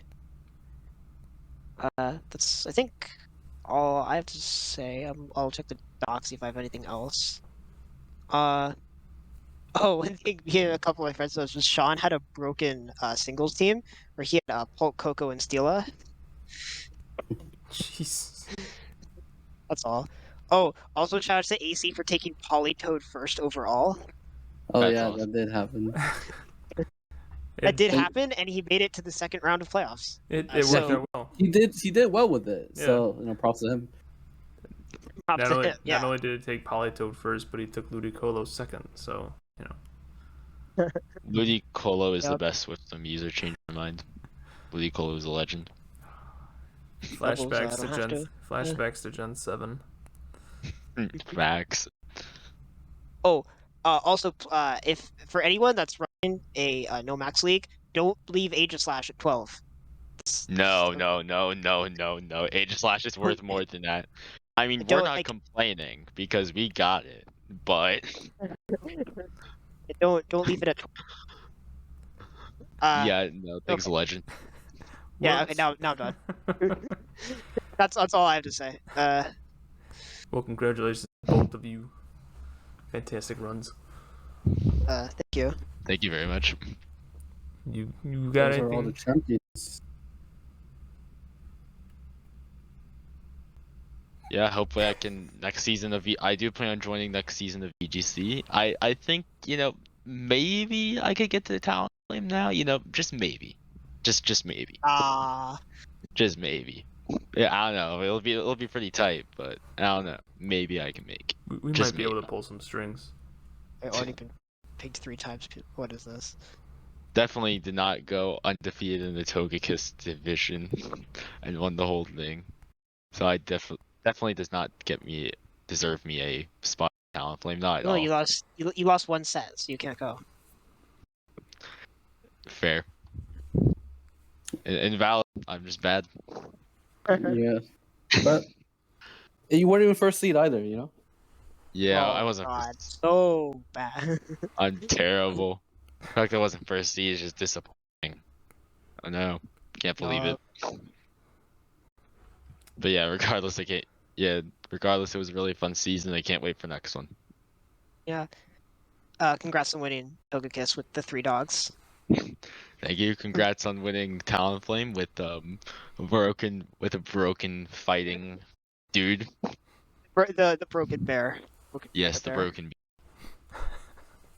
Nice. Well, Sunsun, you got anything else you want to add? No, I think that's about it. But we can also we'll make one more announcement regarding our off season. Ooh, interesting. Yeah, we will be having off season apps and starting the off season soon. We'll get the tiers made, and it'll be capped. It'll be the create a Pokemon tier, basically. And for those of you who don't know what that is, Spogon does this project called Cap. So they have members create their own Pokemon. They submit ideas. So they have like a brand new Pokemon, custom stats, custom, sprite. But like they draw them, they give them abilities, moveset that they think would be beneficial and like thematical. So they have like these brand new Pokemon that can basically play alongside, your standard Dragapult, Aegislash, these kind of mons. And it's kind of cool because you have like a brand new metagame. You have new mons that like nobody's ever seen used before. You got like a Ghost Dragon type with Comatose. It's like a Dragapult, but it's got decent ability to actually get your moves in. What else you got? You got a different Hawlucha. There's a fighting flying. It's called Tomahawk. Right? It's got Intimidate, it's got Prankster, Justified. And like all these mons, like they have stats that are actually useful and viable. Your special attackers, they have like high special attack and like, maybe decent speed. Or like sometimes you have like your wall have decent defensive or split F stats and like decent HP as well. It's just cool to see how people will use these mons and how we'll actually use these mons. But yeah, if you're interested, sign up soon. Well, there you have it. Those are our Season 5 champions. So congratulations to everyone that won this season. And look forward to the apps for the off-season Cap League coming up soon. Thank you guys. Thank you for having us. Thank you very much for having us. It was our great pleasure. Time. Our pleasure. Thank you for playing with us this season. And that'll do it. So that is it for Season 5. We'll see you in the off-season.